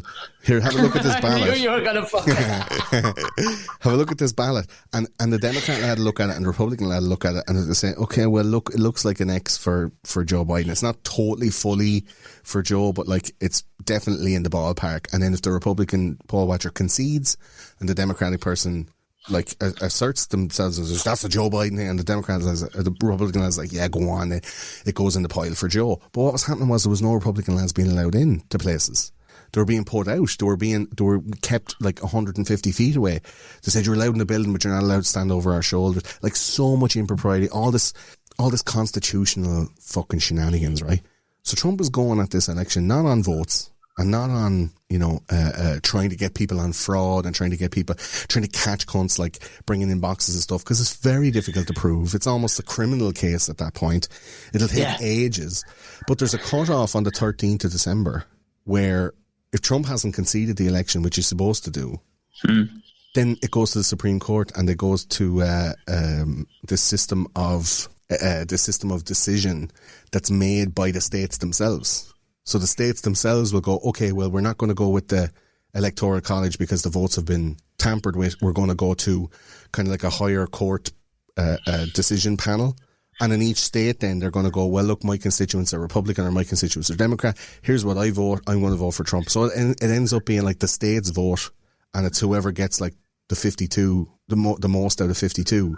They become the president then. And then the Supreme Court has to sign off on it. That's a very simplified version of that. But like, basically, the election votes won't count if it's done like this through this Supreme Court constitutional if they find it hooky. Yeah, right. Exactly. But there's enough evidence there. There's enough video evidence, there's circumstantial evidence. There's hundreds and hundreds and hundreds of people, Tom, who are poll watchers, who are volunteers, ballot counters, all these people working in these election places that all have come forward and said, I've signed an affidavit. And you're signing this thing and it's going into a federal court, Tom. So that's like saying like, I'm bearing false witness on a police report for a crime. Like you can then face criminal charges, obstruction of justice and all this stuff and be fined and go to jail yourself. So why would these people, well, I know why, but why would these people, potentially go to jail for 5 years for, treasonous acts and, legally contemptuous lies in a federal court? They're going like, I seen some shit happened, I don't think it's right. And then you look at who Joe Biden is, and you look at who Kamala Harris is, and you look at all the people behind them on their side. Like, Nancy Pelosi, man, Nancy Pelosi and Chuck Schumer tagged on a load of shit to what was called the relief bill, which is going to give money into the paws of people in America to go, come here. Yeah. We didn't know it was going to go on this long. Here's another dig out. And it was up into the hundreds of millions, if not the hundreds of billions, if not into the trillions, to go like cash, keep the country going. And they tagged on a load of shit to it, which made it impossible for Trump to sign off on it. Because he's like, well, I'm not going to give the people of America $1.2 trillion and break it down over the next few months if I also have to give $800 billion to all of your fucking mates, Nancy Pelosi. And she's like, well, we won't sign it if you don't have that on it, so suck a lemon. And Trump was like, ugh. So she goes on the news and they're asking her, like, why won't you sign off on this thing, Nancy? And Nancy goes, because I don't want, that's how she sounds like, I don't want Donald Trump's signature to be on these checks going out to people's houses because he'll get all the credit for it. Like, you fucking dry cunt. Just give people the fucking money. Just sign the thing, right? And now with this vaccine on the horizon, they're talking about giving another stimulus check for $1,500, but you can only get that on receipt of the vaccine. So you can go in and go like, jab me with the vaccine for $1,500 because I'm fucking smashed, bro. Yeah. Like these are the people you're dealing with. The Alexandria Ocasio-Cortezes of the world is coming out going, universal social income, Medicare for all this fucking shit. But these Democrats are literally the establishment that every conspiracy theorist is pushing and fighting against. And I think that's why a lot of people and a lot of the conspiracy heads are all kind of going, well, Trump is different. Not supporting Trump as such, but leaning towards kind of what he's doing, which is rebelling, disrupting the system. Like Joe Biden is taking money off China, is taking money off Wall Street. They are going to be, if he gets in, the lobby presidency. They're going to be every fucking big company, every fucking like big oil, big electricity, fracking is up, fucking buying in steel from China, fucking, lashing out houses, all the shenanigans that were going on before, establishment shenanigans, untouchable cunts in suits with no faces. Like it's always been. Always been. They are being represented by Joe Biden and Kamala Harris and being bought and paid for. Joe did an interview the other day and he said, if me and Kamala have a disagreement, so me and Barack, we had disagreements. Come on, man. And he said, if me and Kamala have a disagreement on an ideological level, what's going to happen is I'm going to get ill and I'm going to have to step down and she'll become the president. And you can see Kamala's face going like, what are you saying, Joe?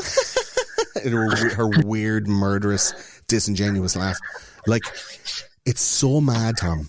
Like, this is like the last episodes of the last season of fucking House of Cards. Like, this shit is for reals. For you, from your point of view, they say, like, don't be heading to the Klondike back in the day to fucking dig for gold. Be the fella fucking handing out the shovels, selling the shovels. Like, the man selling the shovels made the most money, absolutely. You know what I mean? But right now, like, come hell or high water, Gordo, Rochford is like, have all the shovels, lads, get rooting at that. Because you know what I mean? This is conspiracy sandwiches. 100%. Like, there's lads fucking into conspiracies on fucking building sites, and them cunts would have never even fucking opened a newspaper back in the day. Do you know what I mean? Like, because it's just so it's so interesting. And like, I watched the thing the other night, and it was actually, I couldn't believe you haven't seen it, but in all the gazillions of hours of things, you will watch it at some stage, called Above Majestic. The Majestic 12 doc, is it?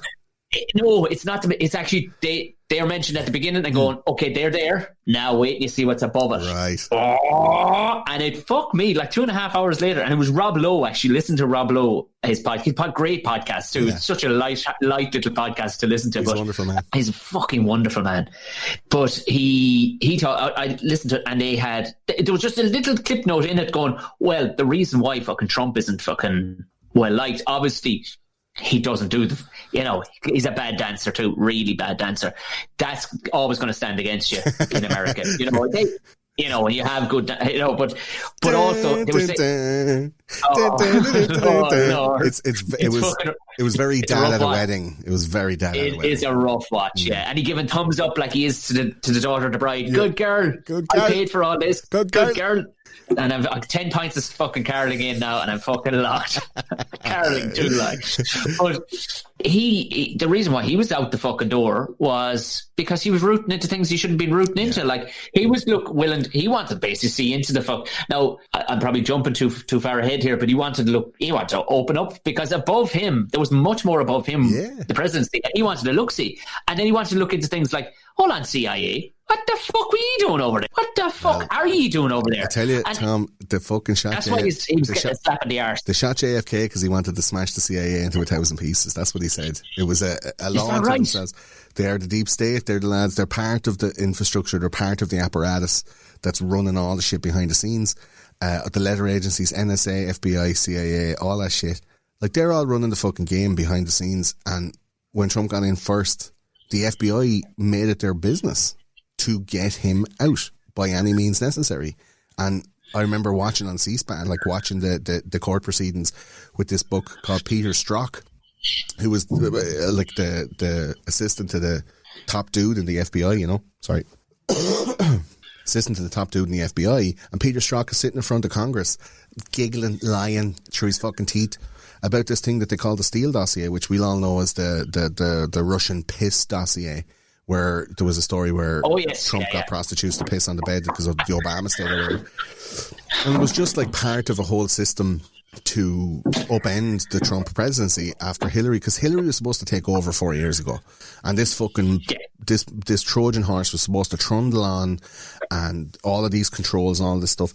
And I can see how people can join dots that may not be joinable with the likes of, like, say, the coronavirus coming up to the election. And then when Black Lives Matter want to go out and protest, everyone looks the other way. When now it's coming up to Thanksgiving and Trump is still the president, they're not talking about the amount of people that might die. Anyone that's coming out and saying, like, this X amount of thousands of people died today, they're blaming Trump. They're not saying that about the Democrats. They're not saying nothing about, you know, the House's opinions or the House's like regulations on social distancing, on statewide medical care, and all of these other apparatus. They're just like focusing in and just going, Trump is the problem. It's a cult of personality that's been inverted.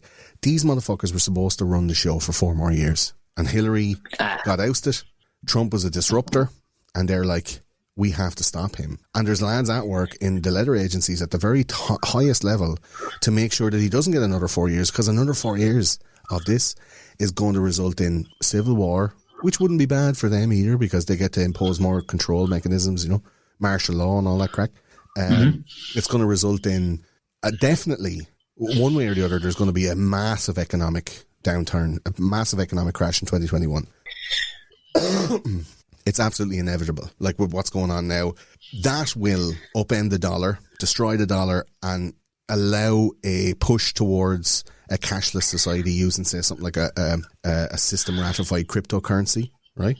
So we did the whole series on the financial episodes and how JP Morgan made Morgan coin and all of these like official terms going into, like, they don't want people using cash because of coronavirus, so they're, you know, making people go into fucking cryptocurrency. Everybody's digital, you know. And then people are talking about vaccines, having fucking nanobots that's going to fucking, you know, follow you around and be GPSs for you and to hear your thoughts and shit. And I'm like, they don't need to put the fucking shit in the vaccines, man. Inside your pocket. You have your fucking phone. Your phone is already doing all of that stuff. I mean, you, Nassim Snowden, said it in 2011 for a fact. Yeah. The rest of us knew it in 2009 and 10.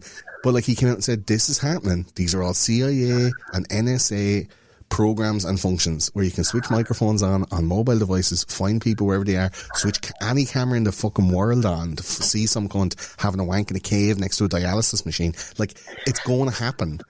Hey, do you think I reckon you're on a list. Surely with the Jays, because 100%. This is the longest we have been able to actually interact. And you have one of the most powerful fucking internets in Dublin. yeah. And I now have a good internet. And we haven't been...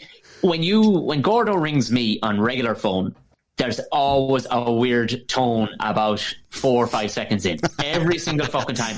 And his phone calls in one of the most, fucking first world countries in its capital city, his fucking phone calls drop all the fucking time.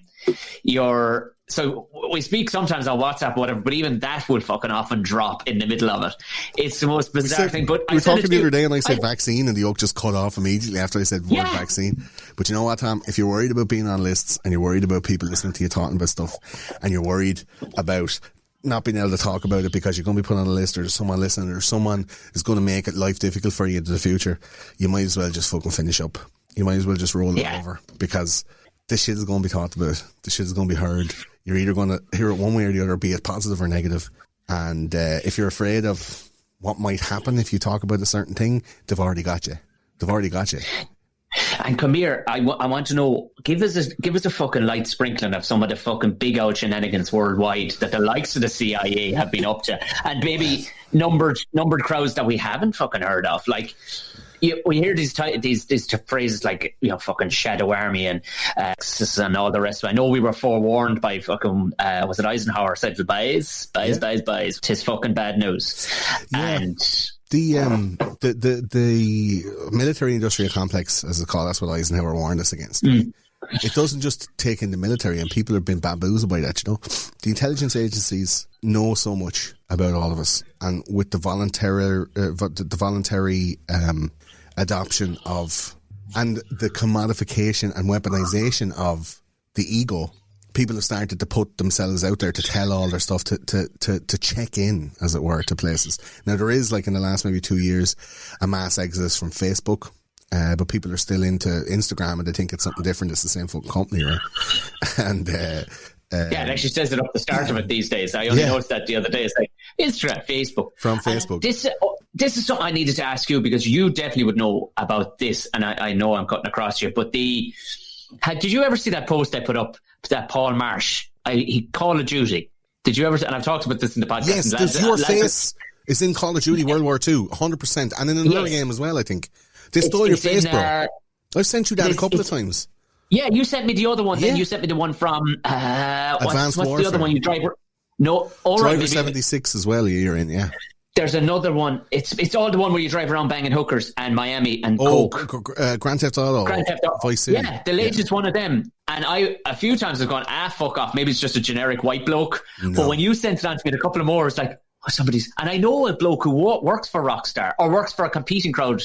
I went to school with him. He's in Canada now, but he works for a competing crowd to Rockstar. And he said, possibly stole your face. 100%. It's you, dude. In that Call of Duty World War II, Tom, it is absolutely you. 100%. 100%. Like, there's very few people I know that have this whole eyes, nose section that are the configuration that you have your eyes and nose. And that's that's how all the fucking software tells people apart, is from the eyebrows, eyes and nose configuration. That's what the fucking yoke does, scans your shit. It's absolutely you, 100%. It was like you went into the game and made it, and then they went, "Oh, that's a great face. Here, come on." You know the way you can fucking make your own face, like 100% you. So they're taking people's stuff, man. They're taking people's, like, when you agree in these fucking terms and conditions, do you want to share your analytics? And it's just something you're just like, yeah, go on. Yes. Agree. Accept. Like, a lot of people don't know what they're accepting to. Like, if you buy a keyboard, I have a Logitech keyboard here, and it says you want to share your analytics and input to help make this product better. Like, the same one on the way, actually. How the fuck do you know if what you're typing in, if you're typing in passwords or you're typing in, like, diary entries? Oh, shit, man. I never even thought of that. That they're taking your keystrokes and sending them off to Logitech because, like, maybe say for the design of the keys, how close they are together. If you're typing, like, sold, like SOLD, the O and the L are quite similarly, like, they're quite close together, and the S and the D are quite close together. So, like, if the ergonomics of the keyboard makes it so that people end up spelling SLOD the whole time, they're like, fuck's sake, backspace. Like, so they'll take the keystrokes and go, like, okay, on the next one we might not put the keys so close together. It's that stupid bullshit. But in order to get that type of information, which is commodified and marketed, to be able to make a better product in the future, the sub benefit of it is that you've allowed them to fucking monitor all your keystrokes, which includes, like, all the fucking emails you write, all the things you type in, whatever you're typing in, the fucking fat sluts with wet pussies or whatever into Pornhub, right? Like, they're able to see all of that shit, man, in these keystrokes, right? Now, the biggest amount of money that's being made by Facebook, Twitter, Instagram, TikTok from China. Like, they fucking try to ban TikTok in the US because they're like, there's kids on that are making videos and giving out information, and they're giving out fucking analytics and all, and it's being sent to another country to be processed. I'm like, yeah, that's the fucking crack. Tough shit. Just because it's not an American company, you're fucking raging you didn't come up with it first, right? So all of these companies, they're not making money, man. They're not making money on, like, ads. They're not making money on you, like, clicking like on something. They're making money on gathering information and making a whole profile around your buying habits all over the internet. So if you're on Instagram on your phone and you're, like, looking up stuff on Amazon, and then you go look up stuff on Safari, you go into Safari, like, to check out a review, you're going into YouTube to check out somebody's, like, Instagram is following you all around those places. And it's sending all that information to Facebook headquarters, who are selling that off to fucking marketers and advertisers to go, okay, this lad, he was showing this ad, which set him off on a whole, research bent when he's looking up all these other different types of keyboard. I don't know, so I'm just looking at a keyboard now, so keyboard's on the brain. But, like, he went through, like, 5 different brands, he went through all of this stuff, and he landed on this one. So the most efficacy from your advertising would be if you were to advertise this way at this time for this lad and sell, and they send that to Logitech, and Logitech is like, right, bang, we'll buy that, and then they sell way more keyboard. They don't give a fuck about you doing TikTok dances and having bouncy titties and doing all that fucking, oh no, like, all this fucking shit. They don't care. They just want to have how you live your life through your mobile phone or your computer, and they're selling your preferences, your personality, your choices. Yeah, because there's a society against self-drive cars, and the reason being is not for progress or whatever, but the idea being is that you should always be in control of your car and not have the car choose, just like the keyboard fucking phenomenon. Yeah. The car might go, sorry, Dave, we're not taking that way home today. And by the way, we're going to slow down passing the McDonald's sign as well, because McDonald's have paid to have you slow down by maybe 5 miles an hour, because you'll get a longer look at the old sign there. Yeah. Things like that. It was like, I'll take that's that. creepy. I'll take that, Tom, and I'll give you an extra level of creepiness. So if you have all these automaton cars and you have two Teslas, and there's two Teslas and they're going along the motorway, right? And there's an unavoidable accident about to happen. Something's going to collide. One is going to collide with the other, right? And in one Tesla is Tom on his own. One man driving the Tesla, and it's driving on his own. It's automatically driving. And in the other car, the Tesla has fucking seat sensors. So it knows that there's someone in the driver's seat, someone in the passenger seat, and two people who are maybe not so heavy, so there must be children in the back seat. And both of those Teslas are connected to the same fucking mainframe, the same server. And they're sending information the whole time going up and down. So both of these Teslas have to make a decision. Are we going to... Is the Tesla with one man in it going to turn in front of the truck that's going to take out four people? So we lose one life, but we save four? Like those type of fucking moral... That's like a philosophical thing, the train tracks, you have one lad and you have four people. Like that AI is going to have to start making those types of decisions. So like you could be in the car, and if you were driving on your own, you'd be able to slam the brakes, or you'd be like, fuck it, I'm going to take it into the siding, or I'm going to drive it into the ditch. But this car is like, I'm sorry, Tom, there's four people in the other car. We're going to have to drive out in front of this truck and take the major impact. Good luck. I hope you have your fucking medical insurance paid off. And then it tries to save the other four people by driving your automatic car in front of the truck that's going. Do you know what I mean? That's the shit that's going to be happening. Yeah. They're going to have to program in that morality into the fucking automatic stuff. Like, what is the shadow army? I'm hearing this anytime. Like, is it a thing, or am I just talking fucking hoo-hoo now? It depends on what you mean by shadow army. Like, there's the white hats, the white helmets. That they're out doing stuff for the UN. These lads are like, what would you call it? False flag merchants. They were in Syria. You can see videos of them like throwing fucking Odlum's flour on some young child and putting a few rocks on his leg, and then putting a bit of fucking Halloween makeup, and then making a video and going, oh no, Assad has fucking bombed his own people with white phosphorus. Like, that's part of the CIA plot. Do you know? That's part of a letter agency shadow deep state organization that's trying to create propaganda to promote the citizens of certain countries to act in a certain way. Like, this shit has gone international, and the CIA have been doing shadow governmental, what would you call it, military operations in other countries for years and years. South America, like, we're talking about Noriega, you're talking about Chavez, you're talking about Bolivia, Colombia, like all of that shit. That's all CIA, man. The CIA were fucking funneling guns for Iran-Contra for lads that were being trained, South American lads being trained as rebels to fight against the country. Proxy war shit.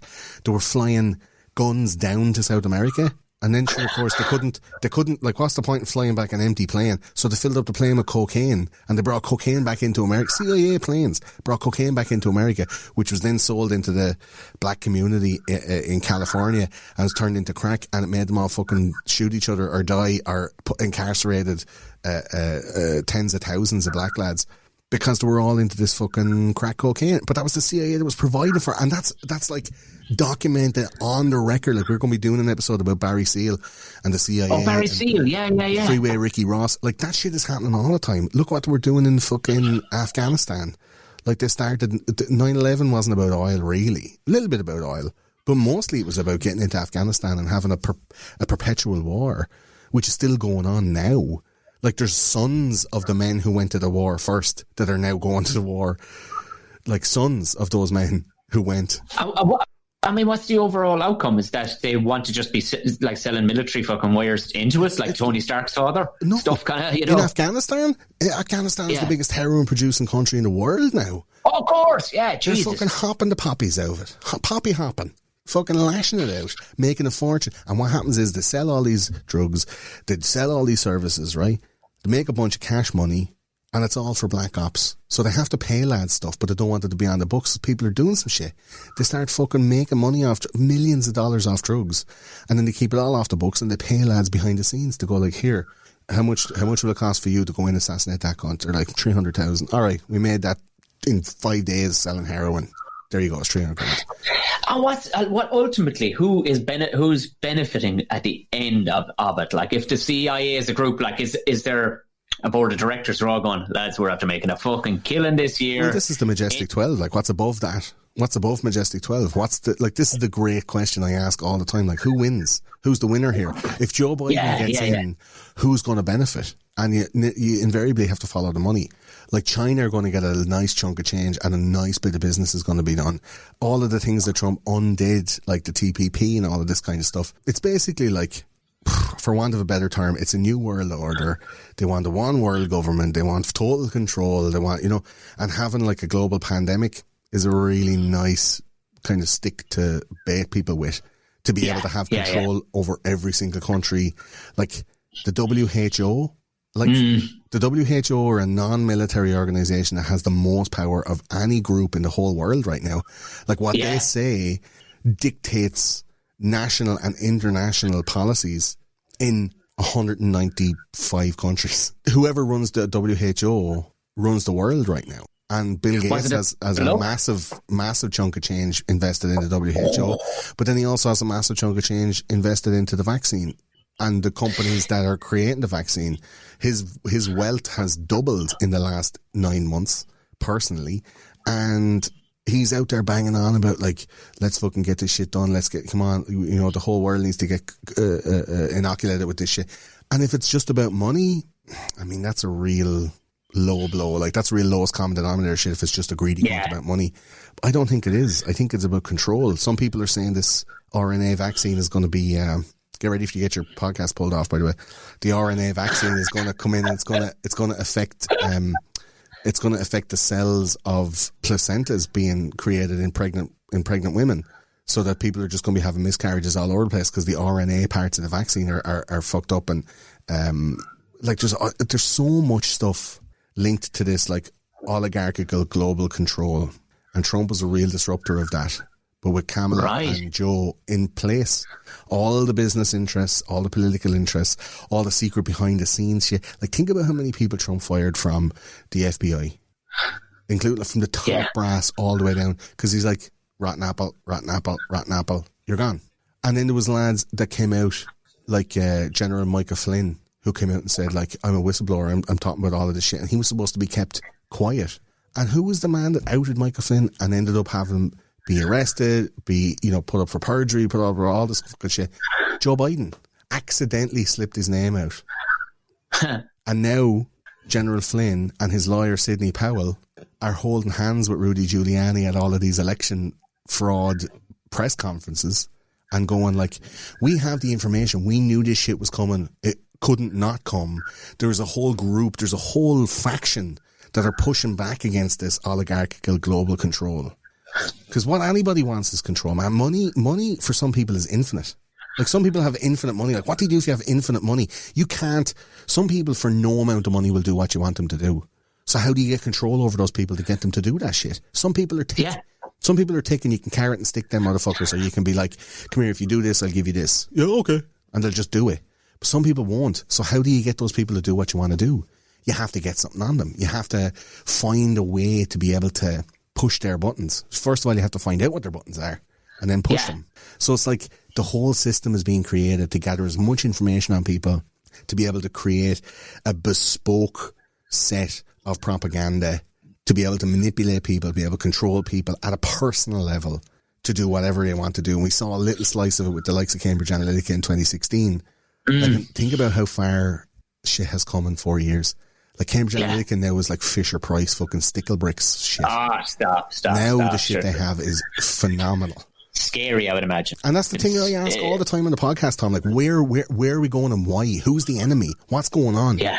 What's the fucking point of all this? Like, what are we fighting against? Why are we not trying to get everyone fed and housed and have, like, so that children aren't getting raped bizarre. And that fucking, there's no, people aren't being cruel to each other. There's nobody fucking, bombing out kids, fucking orphanages and shit. But do you know what we need? We need the fucking aliens to come down out of it. That's what we fucking need. Well, this is the next step. Project Bluebeam, it's called, where they'll come down and there's supposed to be like a holographic. We're doing an episode on this as well this season. I was trying to get. He's going to come down and slap all our arses. Is he? I wanted to get all of these episodes done before Christmas because I wanted to make sure that I had them all done before the actual stuff starts happening. Fuck it. I know, it's raging. It's here. It is marked here as per the fucking 11th of. Yeah. Chalk it down. I mean, we're recording on the 7th, but as per the fucking 11th, in case it fucking happens on the 10th. Project Bluebeam is on the books as a fake alien invasion. I don't know. It was the Project Bluebeam myself back in the day when I was single. Like, you know what I mean? I'm sorry. We went a good 45 minutes without mentioning fucking any genitalia, so I had to fucking get it. That's why they get the 7 hours. You have to slip in a dick joke somewhere. Project Bluebeam is the holographic alien invasion. The fake alien invasion is going to unite people to coalesce under like a one world government, because like when you have another world invading your world, you're going to have to go, okay, it's Mars attacks. Ronald Reagan was on about back in the day. This is part of it. Ronald Reagan's talking about Star Wars, putting satellites up that were able to have like weaponized capabilities to shoot back against like, you know, the likes of an asteroid or some Armageddon fucking Bruce Willis type shit. That's what he was talking about. But we did an episode on Stephen Greer and the Disclosure Project. This lad's coming out saying there are actually aliens. The US government have had contact with aliens. It's all real.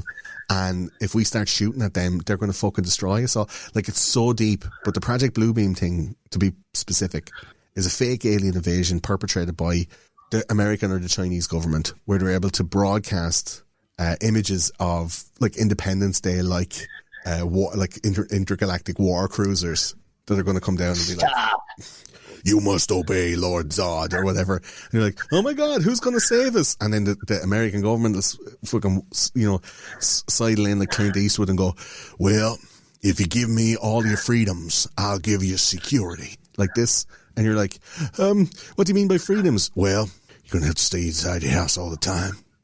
You're not going to be able to come outside. You're not going to be able to go to the bars, restaurants. You're not going to be able to see your kids or your grandkids. You're not going to be able to see your grandma.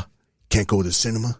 Can't go in. You can't drive your car. You got to stay inside at all times, because if you go outside, those aliens, they're just going to laser you. Okay, what we do when we're inside? Have you heard of Netflix, Amazon Prime, Hulu? This alien invasion sponsored by HBO Max. Like, this shit is for real. Like, it's so 2020, so on brand for 2020 that like just before New Year's Eve, like a big Independence Day style fucking thing, and Will Smith is like, ha ha, like fucking get me, you know, Jeff Goldblum is like, I mean, what are we gonna do? Washington DC, it's gonna be decimated. Like, it's gonna fucking happen very soon. They're showing these fucking monoliths. Do you see these monoliths that are going on? Stop. Yeah, that's hilarious. Yeah. The welding is so poor when you get up close to them. There's all the rivets and all. But like, people are buying into it. I follow. This will tell you where our heads are at, right? I follow a certain amount of hashtags on, and a lot of them are barbecue based. I follow one particular one. It's hashtag weld porn. Weld porn. So it's just the best fucking welding throughout fucking the world. Like, and somebody, like a few lads are putting up pictures going, would you fuck off? You know, the welds on those monoliths are very poor. There's one, you know, the way you have to do the kind of the shine, and it comes on. Go back over it. Yeah, you go back over it. So the whole thing is covered with these little circles from the angle grinder or whatever. I guess there's a polisher or whatever. I don't know tools. You know, it's not my remit. But it looks fucking dog shit. But they have them like on a mountain in California. They're in Colombia. There's one in Russia. There's one in Utah. And people are like, yeah, the aliens are coming. The aliens are coming. Like, they're fucking primed for this shit to happen. And in some people's minds, I would imagine, an alien invasion is probably the only thing that can get us out of this shit show. It's just like, come down and press the button and reset us all, please. Like, how many people would volunteer to be, quote unquote, taken up in a tractor beam by the aliens, like in Cocoon, but the rules are, if you go, you can never ever come back. And they're like, yeah, that's what's going to happen. Everyone get into the tractor beam. And they all start. Lads everywhere, like Richard Dreyfuss making fucking mountains, Galtymore out of a heap of spuds, just in the middle of making the sugar loaf out of the sugar loaf. Yeah. And they all get into the tractor beam, and the big light turns on, and then they all disappear, and we all think, oh yeah, they're gone up now in the teleportation thing, when really it was just a big massive halogen lamp, and it just burnt them all to cinders, and we never know. And it's a great way to control the population of the planet, which is, I think, is high on the agenda for the New World Order. It's like, there's too many people. Too many people. We've got to stop these motherfuckers having sex and having babies. Let's give them a vaccine to sterilise them. Let's have an alien invasion that's going to promise them a new planet and fucking vaporize them. Let's get them all to kill each other in wars. Too many people, I think, is a big problem for the elite. I'm amazingly and ironic and coincidental and timely. One of your most recent podcast episodes out was the Agenda 21, was it? Yes, Agenda 21. Yeah. And there's a new one, Agenda 2030 is a whole new thing as well. The same fucking plan, bro. About him cleaning fucking house, like. Yeah. But so do you think Stephen Greer is talking out his pipe? Because I do. Steve-O reckons they're definitely there, these boys. And the way Stephen Greer set it up, he had a load of witnesses from military, Air Force, Secret Service, CIA, FBI, all the people that would know. He had over 400 witnesses, and he got them all into a press conference, and they all said, like, I'll testify in front of Congress and all this kind of stuff, and we'll have to start a program to get the public to understand and know and make it public that there is actual alien contact and all this stuff. You'll never guess when that first press conference was. Go on. It was late August 2001. Stop. Less than 2 weeks later, we had 9/11. So it was totally obfuscated from view. Like, nobody talked about that for years. I remember I found a Disclosure Project thing in like 2002, maybe. And I watched the whole video, and there's like 10 experts that get up and talk and they give their testimony and say we have 400 more, and there's like addendums and all these super owl lads that were on these fucking non-disclosure agreements for 35 years, and they ran out and they're in their 70s going like, I remember they made me kill one of them in the blood. The blood smelled like a fistful of pennies. Like, this kind of shit is weird. Yeah. And, but like, these were men who had their whole careers to throw away, and why would they lie? And it was very weird. But I think Stephen Greer has now commodified it into people's just fascination with aliens. Like, I'd love to get him on an interview. They made another one called Serious Disclosure, and they found this little, the Atacama alien body. It looks like a little fucking weird hot dog alien, tiny alien thing. You know, in Men in Black, when the fella, they touch your man's ear in the morgue, and there's like a little thing, his face comes off and goes, and there's a little lad in the seat going, oh no, you opened the door. It looked like that little thing, and it was turned out to be fake and all this shit. So he's given fucking tours where he gets you to come down and do a lot of deep breathing. It was a pile of bollocks. His second one was a pile of bollocks, because he's sitting there and he gets all teary-eyed every so often, which is a pure yank move if ever I saw it. Like, they fucking, as my mother would say, their bladder is very close to their eyes. They're like, when a yank is in front of a fucking camera, by geez, they can turn on the fucking waterworks. Yeah, and every second scene, he's welling up, like, and you're going, well, I'm buying what you're selling in the moment there, Steve. But these out fucking, they were seeming to me more like ayahuasca trips out into the fucking desert. Well, he doesn't allow you to have hallucinations. Every fucker had a bead or a fucking dreadlock, and they were all. One fella was telling the story how he was so in tune with aliens. I was looking out the back of his balcony this one day, hanging out the washing, and basically he was calling them down. And the next thing, three lights came down out of the sky. He said, go on, turn left for me there, will you? And that was at the point where I was like, for fuck's sake. But that's what he does. He charges $2,500 for like 2 days of that. The first day he trains you, the second day he takes you out, and you look up at the sky. But you're not allowed to have any drugs, you're not allowed to do any hallucinogenics or smoke anything or anything. Because he says, like, you're not allowed to have any of that because you might blame the drugs on what you saw. You need to be sober. Okay, right. And it's basically just like a psychic connection with these aliens that are like fifth dimensional fucking beings or whatever. And you see some lights in the sky. And I'd say, to be honest, if you've seen him or you didn't see him, for $2,500, you'd say you fucking saw them, or you'd feel like an office take cunt. This is the thing, like when you spend 80 quid on a Michael McIntyre ticket, people come away going delighted. Yeah, he was brilliant. I think he was brilliant. He was 80 fucking quid. That's the difference, Tom. If you want to be like a top flight comedian, you just have to charge like so much money that people will be ashamed to say you were bad. 1,200 quid a ticket. Yeah, fuck it. Go on. I only need 3 people in. Fuck it. You'll drive your car to the concert and then you have to get the bus home. And everyone leaves their cars and the keys. That's how much you have to pay to get in. I might fucking need one of their cars because the wiper will be gone. Right? Get the bandages out. But so for the alien thing, I definitely think like it's. I mean, there is aliens. I'm 100% sure that there is aliens. What form? Are we talking? Interdimensional. You're talking. Okay, yeah, that makes more sense to me, rather than how Davey Icke going on about. It seemed to be a big work what Dave was going on about the lizard. It seemed a big job what they were doing to hide themselves, if they are hiding themselves. The reptilians, like the history of the world is hidden from us, Tom. right? And I've done this. It's been lost a bunch of times, hasn't it? A whole load of times, man. Like Atlantis is like the remnants of the memory of something from the last iteration of humankind or whatever. And this is one of my favorite things to talk about. I won't take long because we're going into those conspiracy guys' lengths on the bookshop show. Yeah. But like ancient aliens and ancient civilizations and what happened before and why it stopped is one of the things that has itched my brain since I started doing drugs in my mid-teens. Like, where did all the shit go from the people before? Because if this is only 200 years old, or this is only 800 years old, or those pyramids are 4,000 years old, but the Sphinx is 10,000 years old, like, who made that shit and why? What's going on? Yeah. Who, you know what I mean? There's even talk like that the pyramids weren't built by the Egyptians, that they were found. So they're even older again. Like this kind of shit, right? And I'm thinking like if aliens came and populated the planet and they went, oh no, they're all riding each other. Okay, push the button. And it's just like, do you know, like a burn room in fucking Species. You know that movie Species? And Yeah. the thing gets out, it's like, burn him! Like, and you have to press the button. Yeah. Like, I'm sure they've done that shit, you know. They're just like, oh, okay, tip him off there. We'll send the yolk into the sun, and the sunspot will just fucking, or switch off the atmosphere there, and everything just goes and just gets pulled off the planet, right? I think that like the ancient aliens, the way everything is done, if we don't understand history, we are fucked.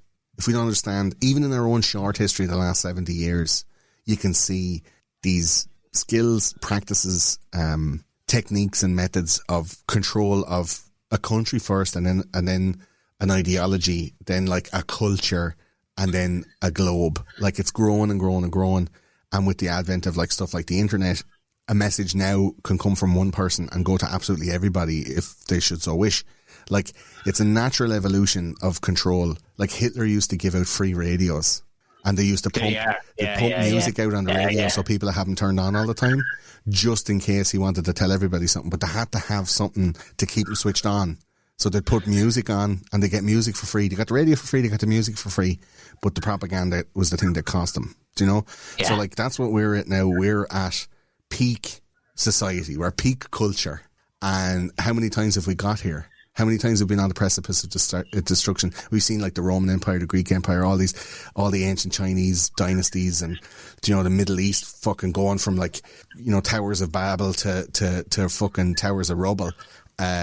Like what massive depth of history that Africa has, you know, kings and lords to fucking, you know, like slaves and murderers in some places. Yeah. It's just like where have we come from and where we're heading to.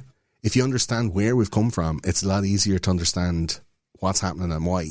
Control is, well, we can measure it. Yeah, you can see it, man. It happens. It repeats. Like control is a human foible. Do you know? You'd like people to do what you want. You'd like people to do what they're told, but you can't make them. And that's why like free will and God's gift to humanity is free will in all the different religions, all the different books, all the different holy books. Free will is the thing that God gifted us. So that we can't be made to do something by somebody else. It'll bust. What you're saying is it'll bust through at some stage, regardless. It'll bend your break, as they would say. That's it. And we're bent now and close to breaking. Yeah. And I think there's stuff like, you know, this election thing, because we started off talking about that. Like if Trump does fuck up that shit, like America be lit on fire. There's lads there with matches and hay, ready to go, bricks and fucking bombs. Do you think so? Yeah. Ready to rock. Yeah. If Trump does it, ready to rock. And if Joe gets in, there's a whole other side of lads, and they're all fucking armed. Now, I don't know if they'll do it, and I don't think they will, but there's the motivation is there to take back your country, to take back the stolen election, there's a narrative there that has fucking binary opposition, civil war built into the narrative. There's no lecture since the brothers in Virginia and whatnot going after each other, 200 years, so it's not that long ago. Do you know? I think Project Bluebeam. Fuck it. You nearly work because there's times when, certainly where I am, I'm in the countryside of Ireland. There's sometimes when you're looking on, and I'm not one who invests an awful lot in things. Like I know I have a podcast and stuff I could physically do without. Especially during early doors of fucking lockdown. I had just closed fucking laptop, closed phone, and I went and found some shit to cut with a fucking axe. You know what I mean? Like there was like give me mace and cook it. Operation fucking Tommy fucking introvert fucking kicked in, because it's like, because I start winding myself up and going crazy. And I think at least I had that safety mechanism. But one touched on it ever so slightly there about how our history has changed and all the rest of it. But how we've been stunted too, because you did a project or an episode on land. Some of the most phenomenal things when you start looking into it, like, we should be fucking yonks ahead. Like, we are dragging our hole around the place with copper wire that should have never come around the fucking place. Yeah, man. You know, it's one of the most mind-bending things. Like, electricians, like, and I remember I spoke to my grandfather about this, who's still rocking it, like, and he sold electrical equipment. There was no such thing really as electricians, but he had a car garage and he was a mechanical engineer, so he was nearly like a wizard. Do you know what I mean? Yeah. But literally, there was when they rolled out the rural scheme for electricity, the mayor of Boston at the time was from our local area, or his local area, or originally his family were, and he sent back a wind turbine and he put it up for them and everything. But even he was going, "This is fucking great. Why is the whole place run on fucking wind?" Like he was looking at that going, "Well, there has to be a faster way of getting this, rather than now we're going to lay fucking cables every fucking place. This seems fucking backward." It's so easy. Why isn't everyone doing this? Yeah, but like, as you pointed out, that, you know, fellas stuck their head above the parapet like Tesla, the poor old devil, and using coining your phrase, he got an awful dose, that man. An awful dose. He got robbed by Thomas Edison, basically, who was like the people we're talking about. He was the oligarch. He was the commodification billionaire, millionaire maker. He was hiring in junior genius. He was the first like intern farmer, hiring in junior genius, and then getting them, paying them to develop the stuff, and then taking it and putting his name on it and making all the money from it forever and ever, amen. And all his kids and all the people who owned shares in the company. And it's just like wealth creation and wealth maintenance. Like, we can't let this wealth go away, because then we're not wealthy. And there's a difference between being rich and being wealthy. Like, being wealthy is like, you don't think about money. It's not about money. Rich is like, how much money do I have? But wealth is like, I have power, I have control. Like, money doesn't even, you're not even counting your money, do you know? And we don't have those people in Ireland. We couldn't possibly. We've one cunt that might make the list, and he's asked to go to the Bilderberg, and he pops on down, and he's all like, "Well, how we going, lads? Any Hennessy going?" He's purely there for the good crack. Just for crack. You know, an Irish fellow will always be invented, but he's like, you can't even say his name because you get a fucking letter. That's the thing. Because we'll be shut down if we say his fucking name. Yeah. I accidentally mentioned his name on Other Gordon's. I call him Other Gordon. Yeah. His radio show one day, and it was a people are doing this in the room like da. And it was a killer line. Yeah. It was about the fucking, what was the thing with Matthew McConaughey, that amazing fucking show, True Detective. I was saying how this famous person, if it went to a certain place and turns out he was actually a satanic fucking ruler, and he just went, and he was in stitches. He went, "Thank God that's a pre-record, Tom, because I am cutting out the last minute and a half of what you just said." Of course, you have to, because he owns the radio station. It will be redacted, like simple as that. But that's the thing. If you own it, like, all of these systems were put in place not long ago, bro. Like 1890 to 1925. Everything that is wrong with the world now was created and incepted then. Like, Jesus. The Federal Reserve, the IRS, the electricity, you're talking about like the military industrial complex with World War I happening, the pharmaceutical industry, oil, and the whole petrochemical industry. Like, all of these things were made by a handful of men, the men who made America. There's a documentary on it, 12 dudes, and not in any, kind of gematria like numbers. There's 12 lads who they picked for this fucking set of documentaries. The Men Who Made America, it's called. And I guess the likes of JP Morgan, Rockefeller, Rothschild, Henry Ford, Walt Disney. Like, this shit was planned. And they sit around and they smoke cigars and drink brandy and go, how can we control everybody to do the thing that we want to do? Because we have an idea, and it's not for any evil reason, I think, which is why I have some semblance of empathy. I don't think it's for any real evil reason. I think what they're doing, they really, really, really believe that it's the right thing to do for the world. And it's they couldn't let it off. So go to shit, lads. Exactly. It's the same for the Joe Bidens. The hens out of the hen house, they'd be fucking dead in a day. Exactly. They'll never be able to take care of themselves. It's the same for the Joe Bidens and the Kamala Harrises and the Ocasio-Cortezes and the Andrew Yangs and the Bernie Sanderses. Really, when you say that to somebody, what you're saying is, I don't trust that you're fucking smart enough to mind yourself. So I'm going to make the decisions about how the planet works and how everything that you touch pans out. I want to be able to make sure, like an overzealous parent, like some kind of mad control freak, fucking, like a narcissistic government that believes that they are all knowing and everything that you say. They're fucking gaslighting the whole culture, gaslighting the whole population. If anyone has ever been in any kind of an abusive relationship, you'll understand the fucking patterns in this thing where people are being told you're not good enough to run your own life. You can't do it. And there's a lot of people pushing back going, I actually can, and I want to at least try. I want to at least have a go. And this is like a fucking right now it's like a teenage rebellion, it just so happens to be in the shape of MAGA and Donald Trump. But like, what else would you expect from a rebellious 13-year-old but jeers, lewd behaviour, grabbing her by the pussy, fucking, that nasty woman, all the fucking shit worked that out your hairstyle either yet. Exactly, hasn't figured it out. Like, we can't, neither of the two of us can talk about that, but I'm saying, Jesus. Like, you get what you deserve. You get what you deserve. And right now, America deserves a petulant 13-year-old who's going to rebel against a system that doesn't believe that the people of America are smart enough to... They call them a basket of deplorables, Tom. They said that you're fucking thick, hillbilly, hick cunts all across the Midwest, all the southern states, everywhere except for New York and California, which are the epitome of culture and class and, the upper echelons of society. Everyone else in America is a thick, toothless, banjo-playing, fucking sister fucking moron. And you can't control yourself, and you haven't got... Why would you make decisions for yourself? Why would we let you? Because you're going to make the wrong decision because you're a fucking retard. That's what they're saying to everybody. And everybody's now going, no, we're not. And you guys have made all those decisions for the last 150 years, and we're at the place that we're at now. Because I think they really want these oligarchs, these JP Morgans, and all, they really wanted a system that works really easily and doesn't have many problems. And then it can just like produce things and make money and not have any kind of faffing around.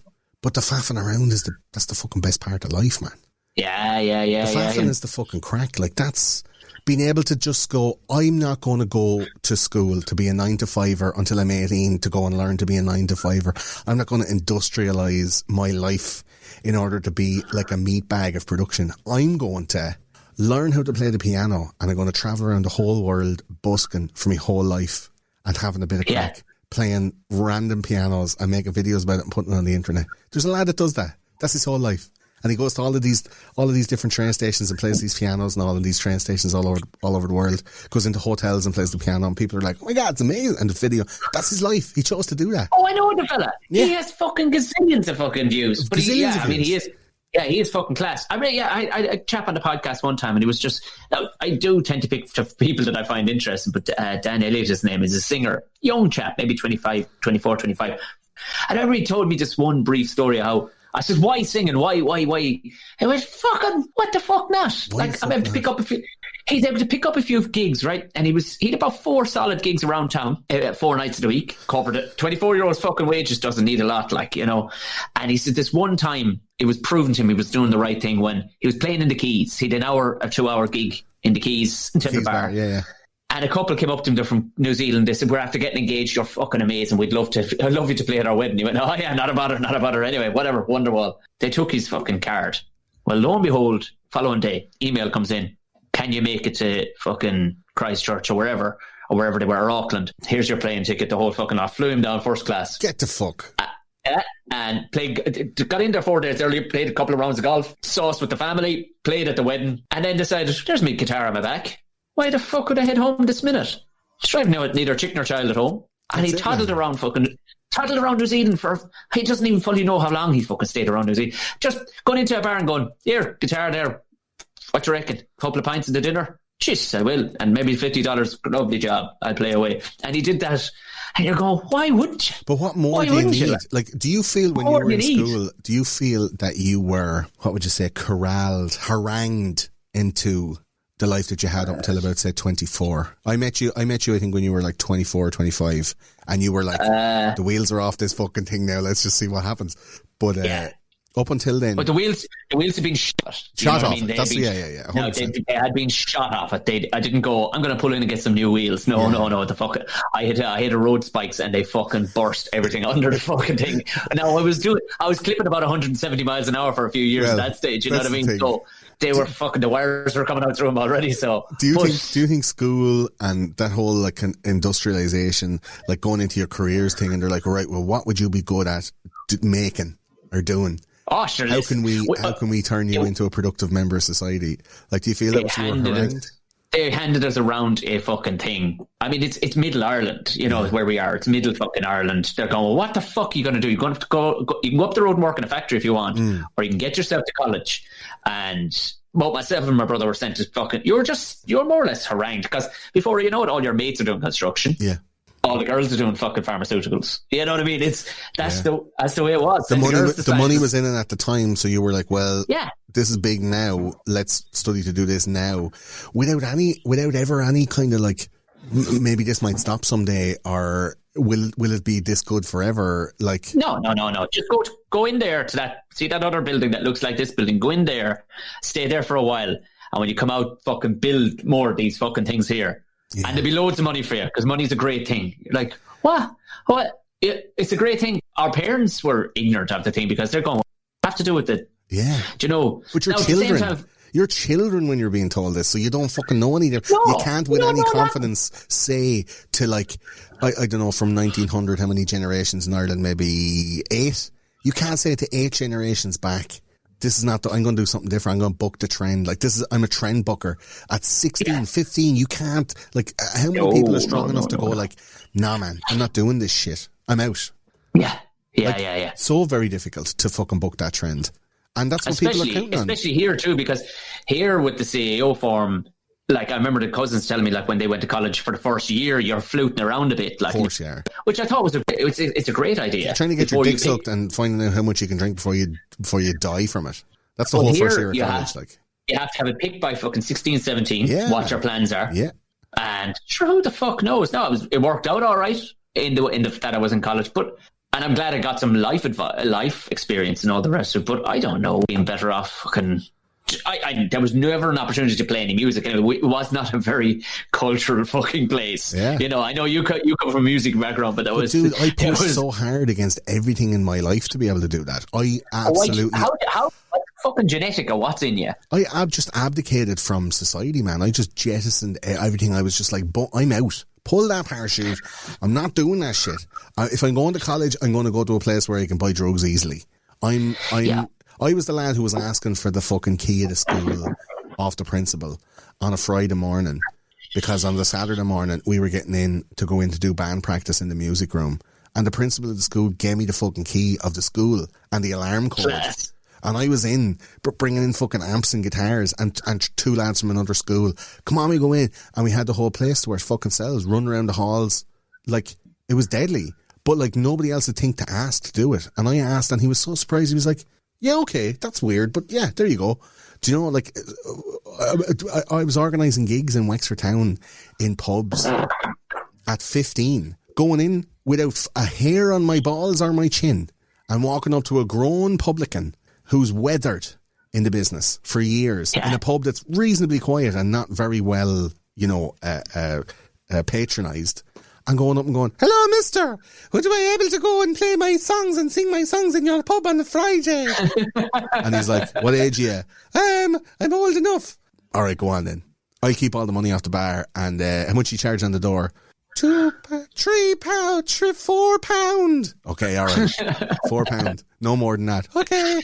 And I just go in, and I rang up all my mates, And I have a guitar and I do the MC and I sing a song just to warm everybody up. How are you doing? Who's here? Who's it? All the lads in the Peters, give us a shout. All the lads in the CBS, give us a shout. Bridgetown, give a Prez, give me a Loretto. Come on, give us a shout. Way. All right, everybody, the next band, they're coming in here from fucking Kilmuckridge and they're going to play a song now. And, and doing that shit. And then the children drinking.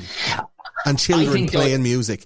And there's about 150 people in that room fucking enjoying the fucking world we had created. There was 150 of us in a small room in Wexford, and it was the whole world, Tom. Always green shoots of things that sometimes you will find your way. Now, I was just thinking, as you said, about a rebellious fucking act. We were never allowed to have rugby in the school because it was a fucking GA and it was considered a Protestant outsport. Dirty foreign game.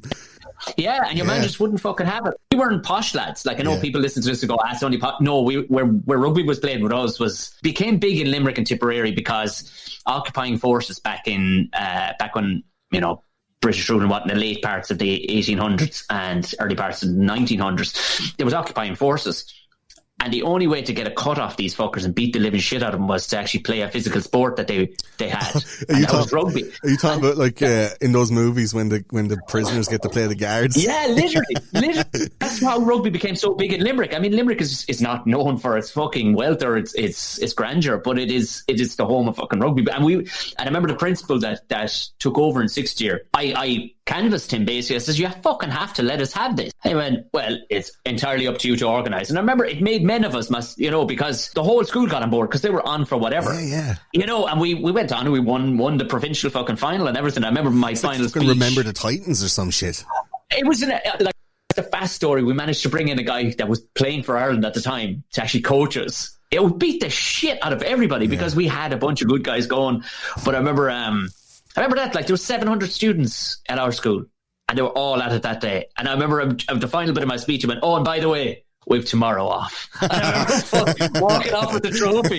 And even the principal went, what? Yeah. That was it. Everybody went fucking bananas. Where's your teen Disney movie? Where's that fucking movie? Yeah, we're doing too much cursing and actually make it fucking close. That's the only problem. But man, there was people doing that shit all over the country and it's never been Ireland is a country of adopted morals, adopted culture, and adopted media.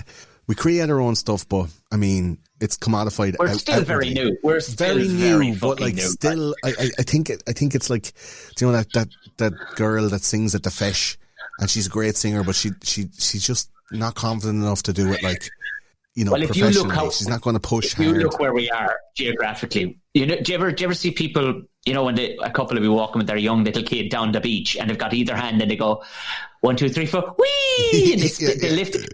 Well, if you look geographically, still to this day, we're holding on to Nana, our mammy next door, and our long arm is going across the sea to Daddy, and we're being swung between the two. For sure, we are because 100%. You ask anybody who's moved here from their own country, it's almost like it's just enough like their own country, but a little bit different just to make it a bit fun. Our pubs are better. Yeah. Our pubs are better. That's about, But our culture, the way that we've adopted all of the UK TV, UK media and stuff, it's not just that, it's also the infrastructure of how those things work, right?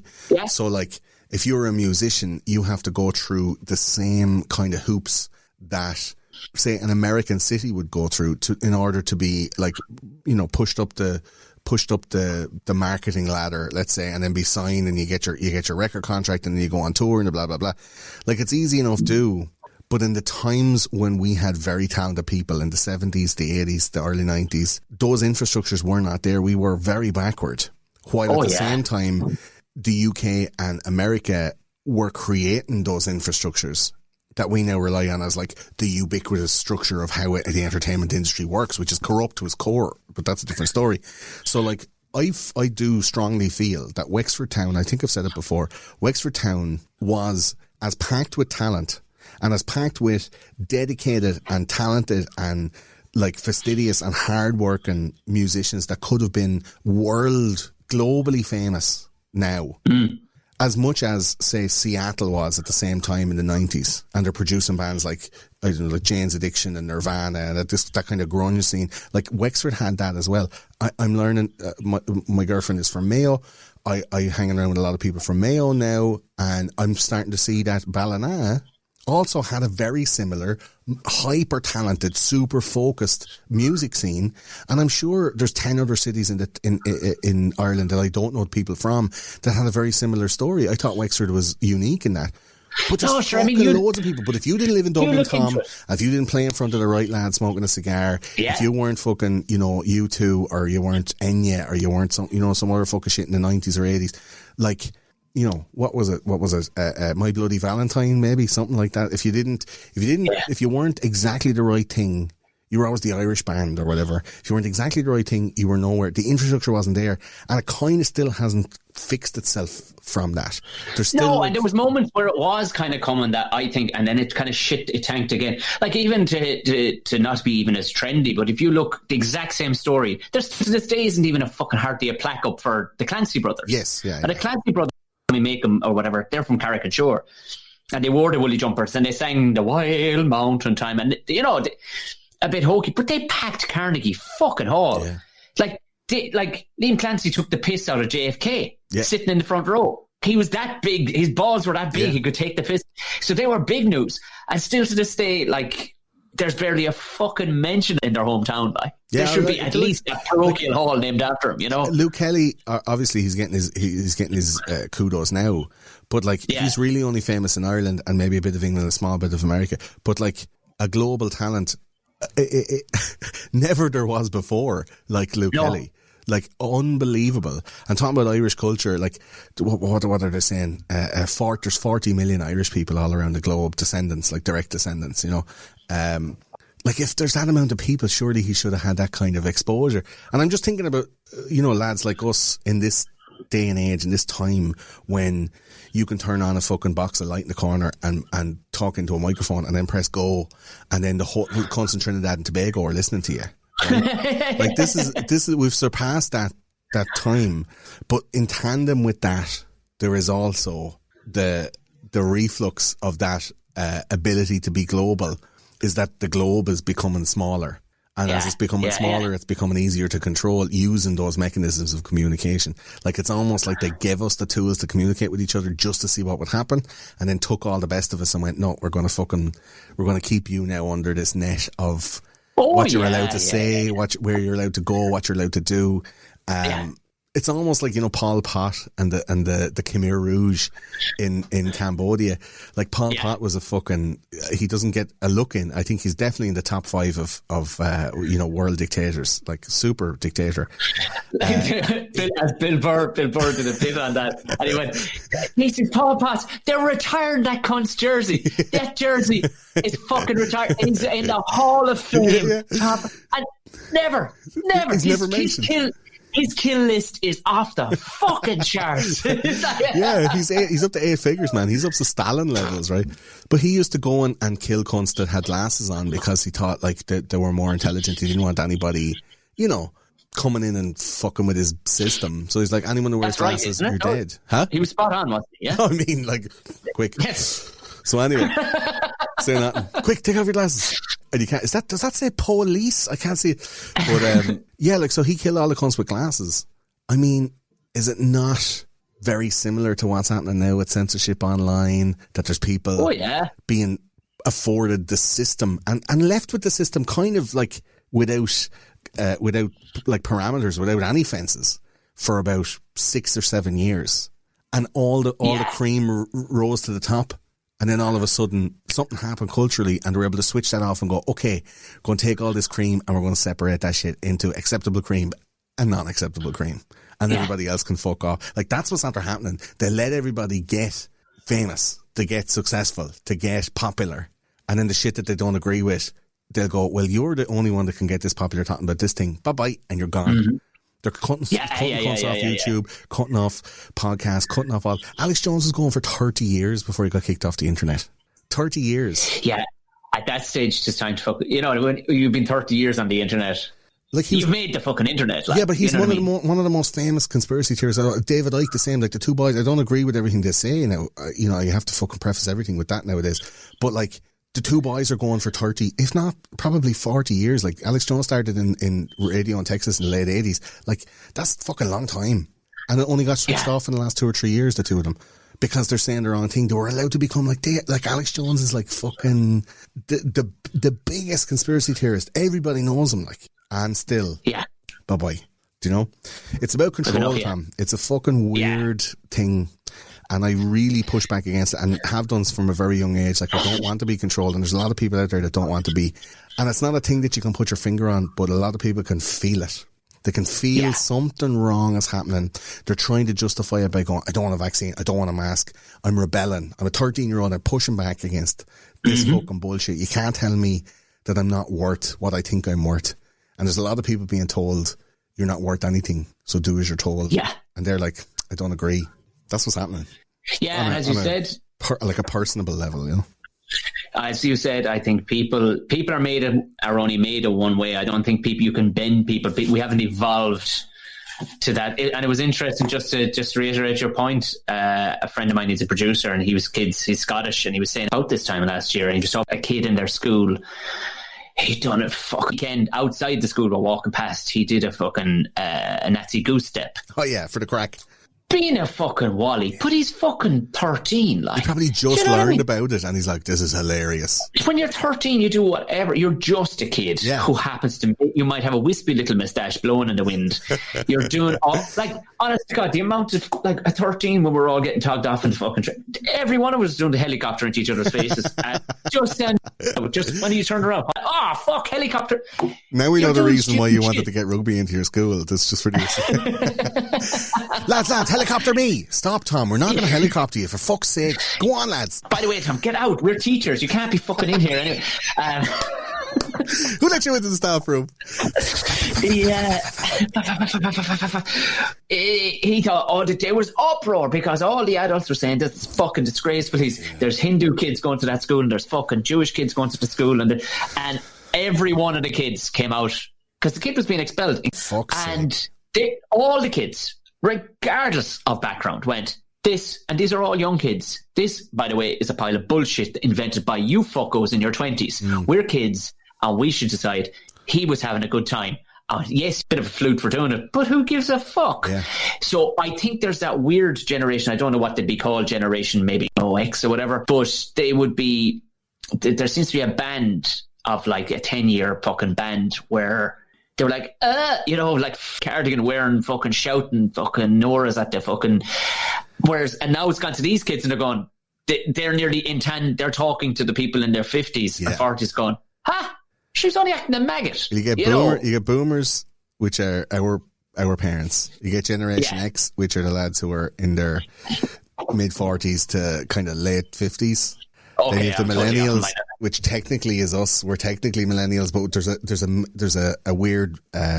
there's a weird middle ground classification, which are called Xennials. So we are a midway between millennial and Generation X, because we had an analog childhood and a digital adulthood. So the internet came around when we were at our formative years of 12 and 13 in the mid 90s.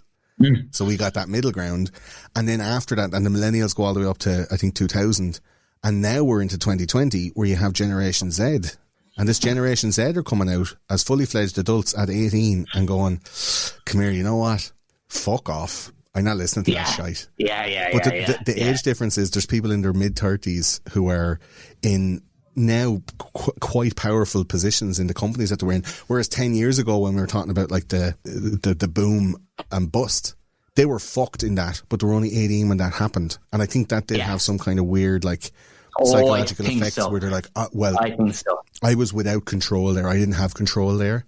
I feel, and it's kind of like a cultural PTSD, you know, they were disenfranchised, and they're like, I'm never letting that happen again. And now their whole fucking existence is about control, trying to make people put up their fist at a restaurant, going like, believe the thing that I believe, or you're the fucking devil, do you know?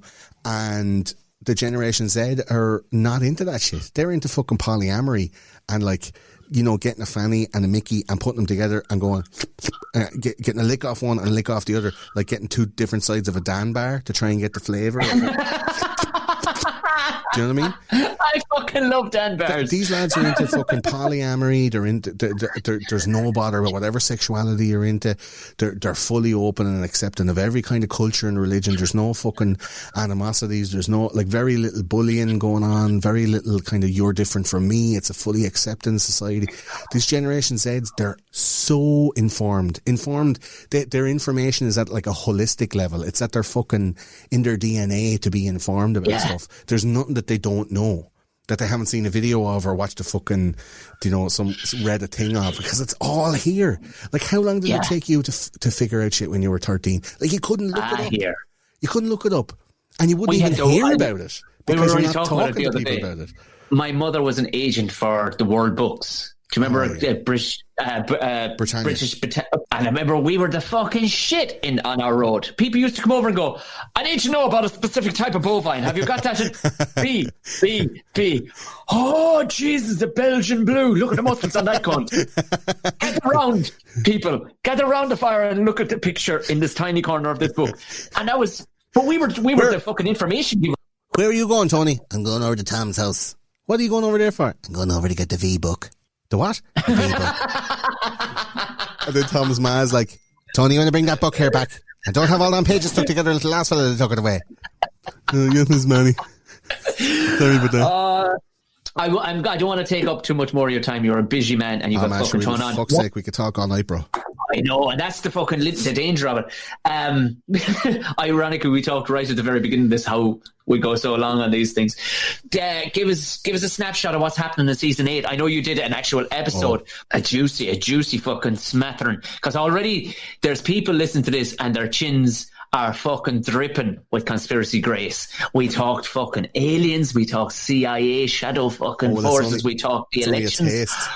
Oh, it is fucking dribbling down onto their t-shirts. And have you ever eaten something so delicious and you're full of fucking beer, but you're in a lovely warm place of beer and you're like, oh, that fucking beer, and you don't care that everybody in Zaytoon is looking at the red cabbage stuck to the front of your top, and you're going, I'm eating this doner kebab because this is fucking delicious. I did that 2 nights ago. I did that 2 nights ago.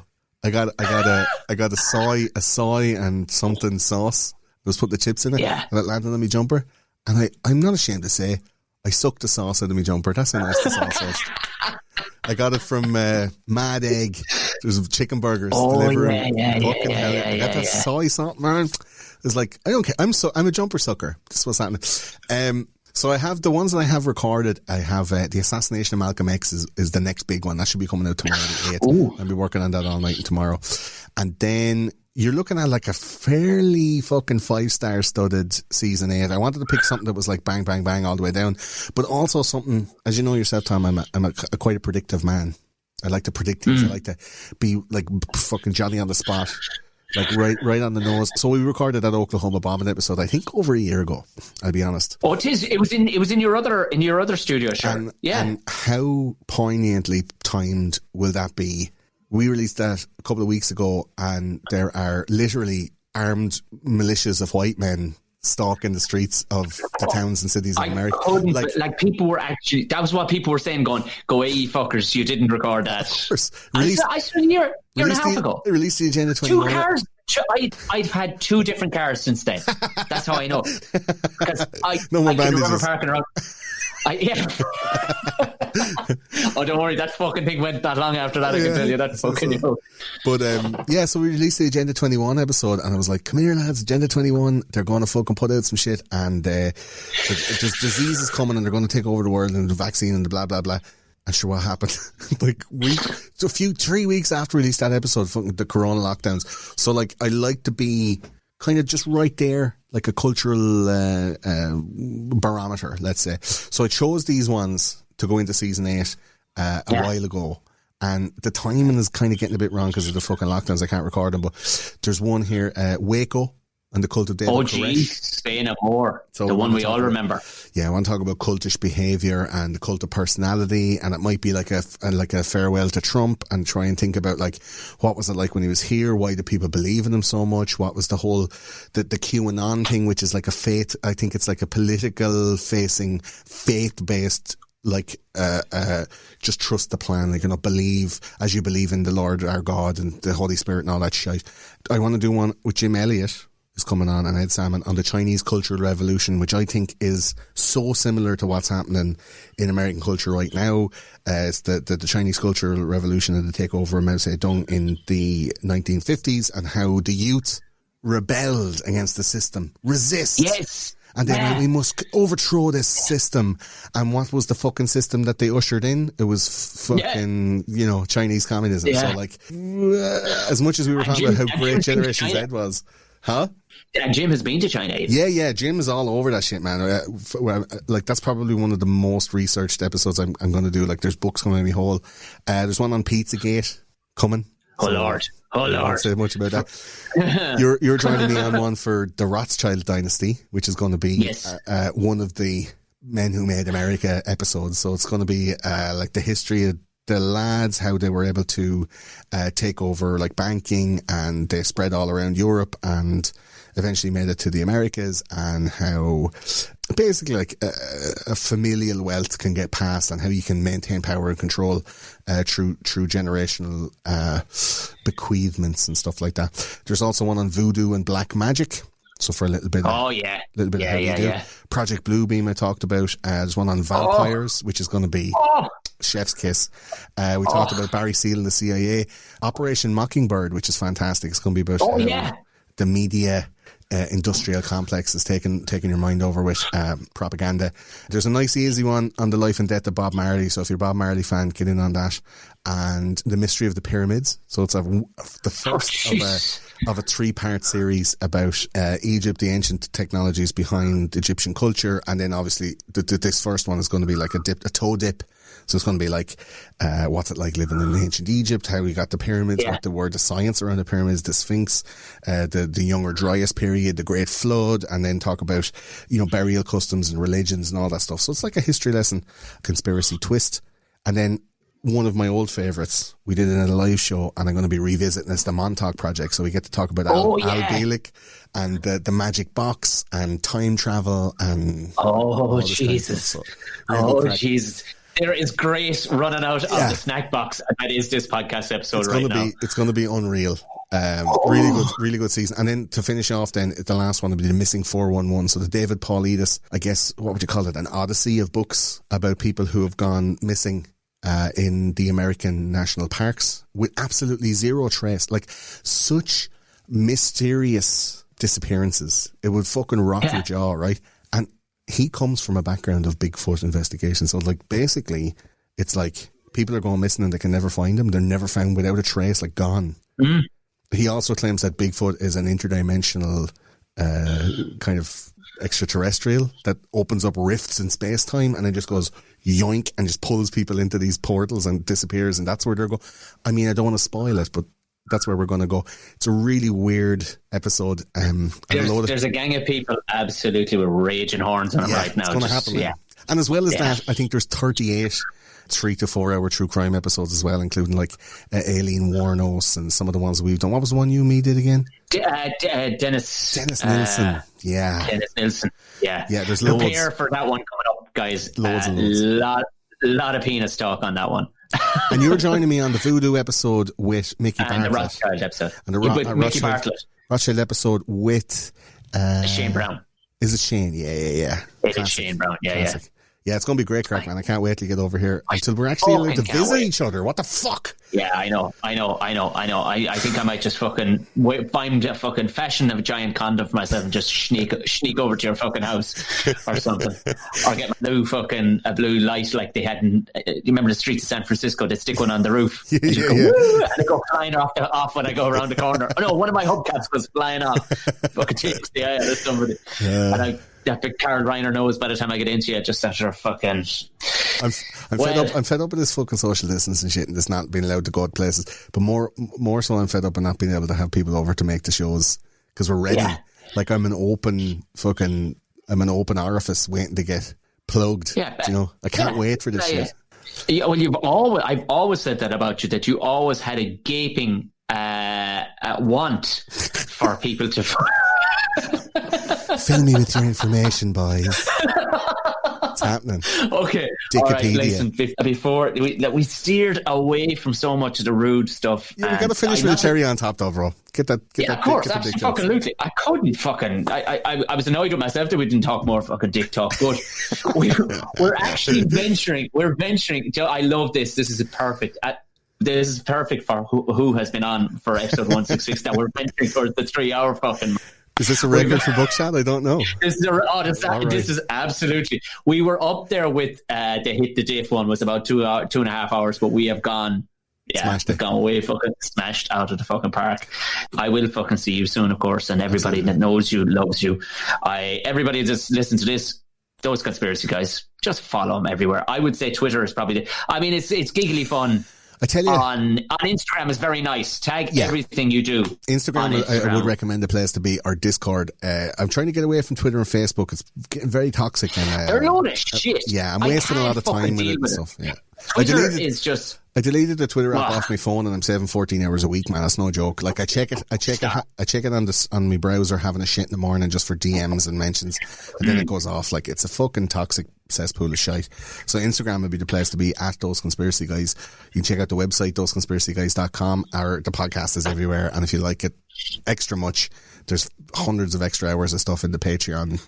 We like I have a Patreon as well, but like this is going to be going on my feed, so let's tell people let's tell my people where they can find you, because you have 165 other episodes to listen to of interview episodes, and if you do want to just listen to crazy fucking ranting, there's over another 100 episodes of that of the Ramble Pod up there. Yeah, so we're well into the 280 fucking episodes. That's a lot. If they want to see us to combo, it's on my YouTube page and look for Buckshot Sideshow. It's in the playlist. There's about, how many episodes did we do? I think we did like 10 or something. The Buckshot Sideshows. Yeah, that was great crack. It was great crack. It's a bunch of comedians ripping the living shit out of each other as in the guise of a fucking game show. Really, what we were doing was getting our fucking angst off our chest, because the lockdown had just begun. It was a hell of a lot of fun, and we will return to it when because now we have a platform for it. We know what we're going to do, and thanks to Gordo and his advices, and obviously, like I've talked about with my podcast people, that he's fucking built my podcast fucking studio and empire for me. So we will be coming back to that. Buckshot Podcast will find me anywhere. Do end up there, you will find my Patreon page, which supports it, and you'll get typically the videos and ad-free and early access to everything that I have. Give us a couple of your favourite, just for my folks, give us a couple of your favourite interviews that you did. Some of the top spots, maybe, or just some that are memorable right now. Samantha Mumble was a very interesting one. It was a great one. She opened with, we had a bit of a row about boxing for the first bit, but we just messed through the whole thing. She's a great bit of, it's just so much fun. Like I said, if people want a real silly fest with a bit of music in the middle of it, go listen to that one with the Mary Wallopers. Very, very interesting how the boys come about. One of my opening ones, one of my very first interviews was with Tom Green, comedian and Canadian. Yeah, Tom Green of the Tom Green Show. I suppose was that lad that was married to Drew Barrymore that one time? Yeah, he was kind of the founder of podcasts, really, wasn't he? You know what, dude? I saw him on the fucking can't remember what interview he was on. He was talking about having his TV studio in his gaff. Like he made a studio and paid tens of thousands of dollars a month for bandwidth to be able to broadcast out, and now all we have to do is we can do it on our fucking phones on YouTube and stream. He's doing that in like 1998, like in a TV show. Like, well, Rogan pioneer suggests that he was his inspiration for doing it. How it came about was I was touring around Ireland with him. As I was dropping him to the airport, I'd been asking him, and his girlfriend at the time was there, and she kept on kind of getting out of work. But you know when that happens. But in fairness, it was like, no, literally driving back to the airport to drop him home. I just set the recorder going, and we had a good old natter on it. So like that's just one. But once you kind of get into it, you'll see there's a world of fucking good ones there. Loads of sports guys, players and coaches, comedians, actors, TV personalities. I think what people typically tend to like about it is that I normally find a way in with somebody where I don't go, so tell me about your saddest time ever. Yeah. I want to have a good laugh and a banter. And what that tends to find is it gets people over the line where go, oh, I don't feel like this is an interview anymore. And they probably give you a bit more in that sense, because they go, and what I get from a lot of people is, Jesus, I've never heard that person swear. You know, I've never heard them swear. You know, the guard comes down, You know, the guard does come down because they're chill, relaxed, and we have a good old time about it. So, I mean, take your pick. If you like this style that we just did there now, there's a lot of this, but without probably as perfect structure, because this has been nicely structured. And I'm a waffler as well, though, man. Like, I have a lot of stuff to say, and listen. I go off on one. But there's so many, man. Like, it'd be like any interview podcast. Like, go and pick your favorite one, and try it out, taste it. So if you like the sauce, suck it out of your jumper, and fucking go listen to some more. Bookshot Podcast, where it is. I leave all the links for my version of this, for my people, in the description below. I'm sure you'll do the same, Tom. Yeah, absolutely. Yeah, savage, man. So, for anybody who wants to cross streams with myself and Gordo, if you listen to True Crime one we did with, it was kind of the story that David Tennant did. Yeah, Des, the TV show. Des, the TV show. We did make mention that we may end up coming up with our own version of a podcast. If you're going to leave it in the end. 100%. That's going in. Totally going in. You know, it's just hidden in there for you. So that'll be the next podcast you listen to that combines the Dennis Nelson is coming out start of January, so that'll be the next one. So there's an Easter egg in there. See, can you spot it? Where myself and Gordo talk about the potential of starting our own podcast.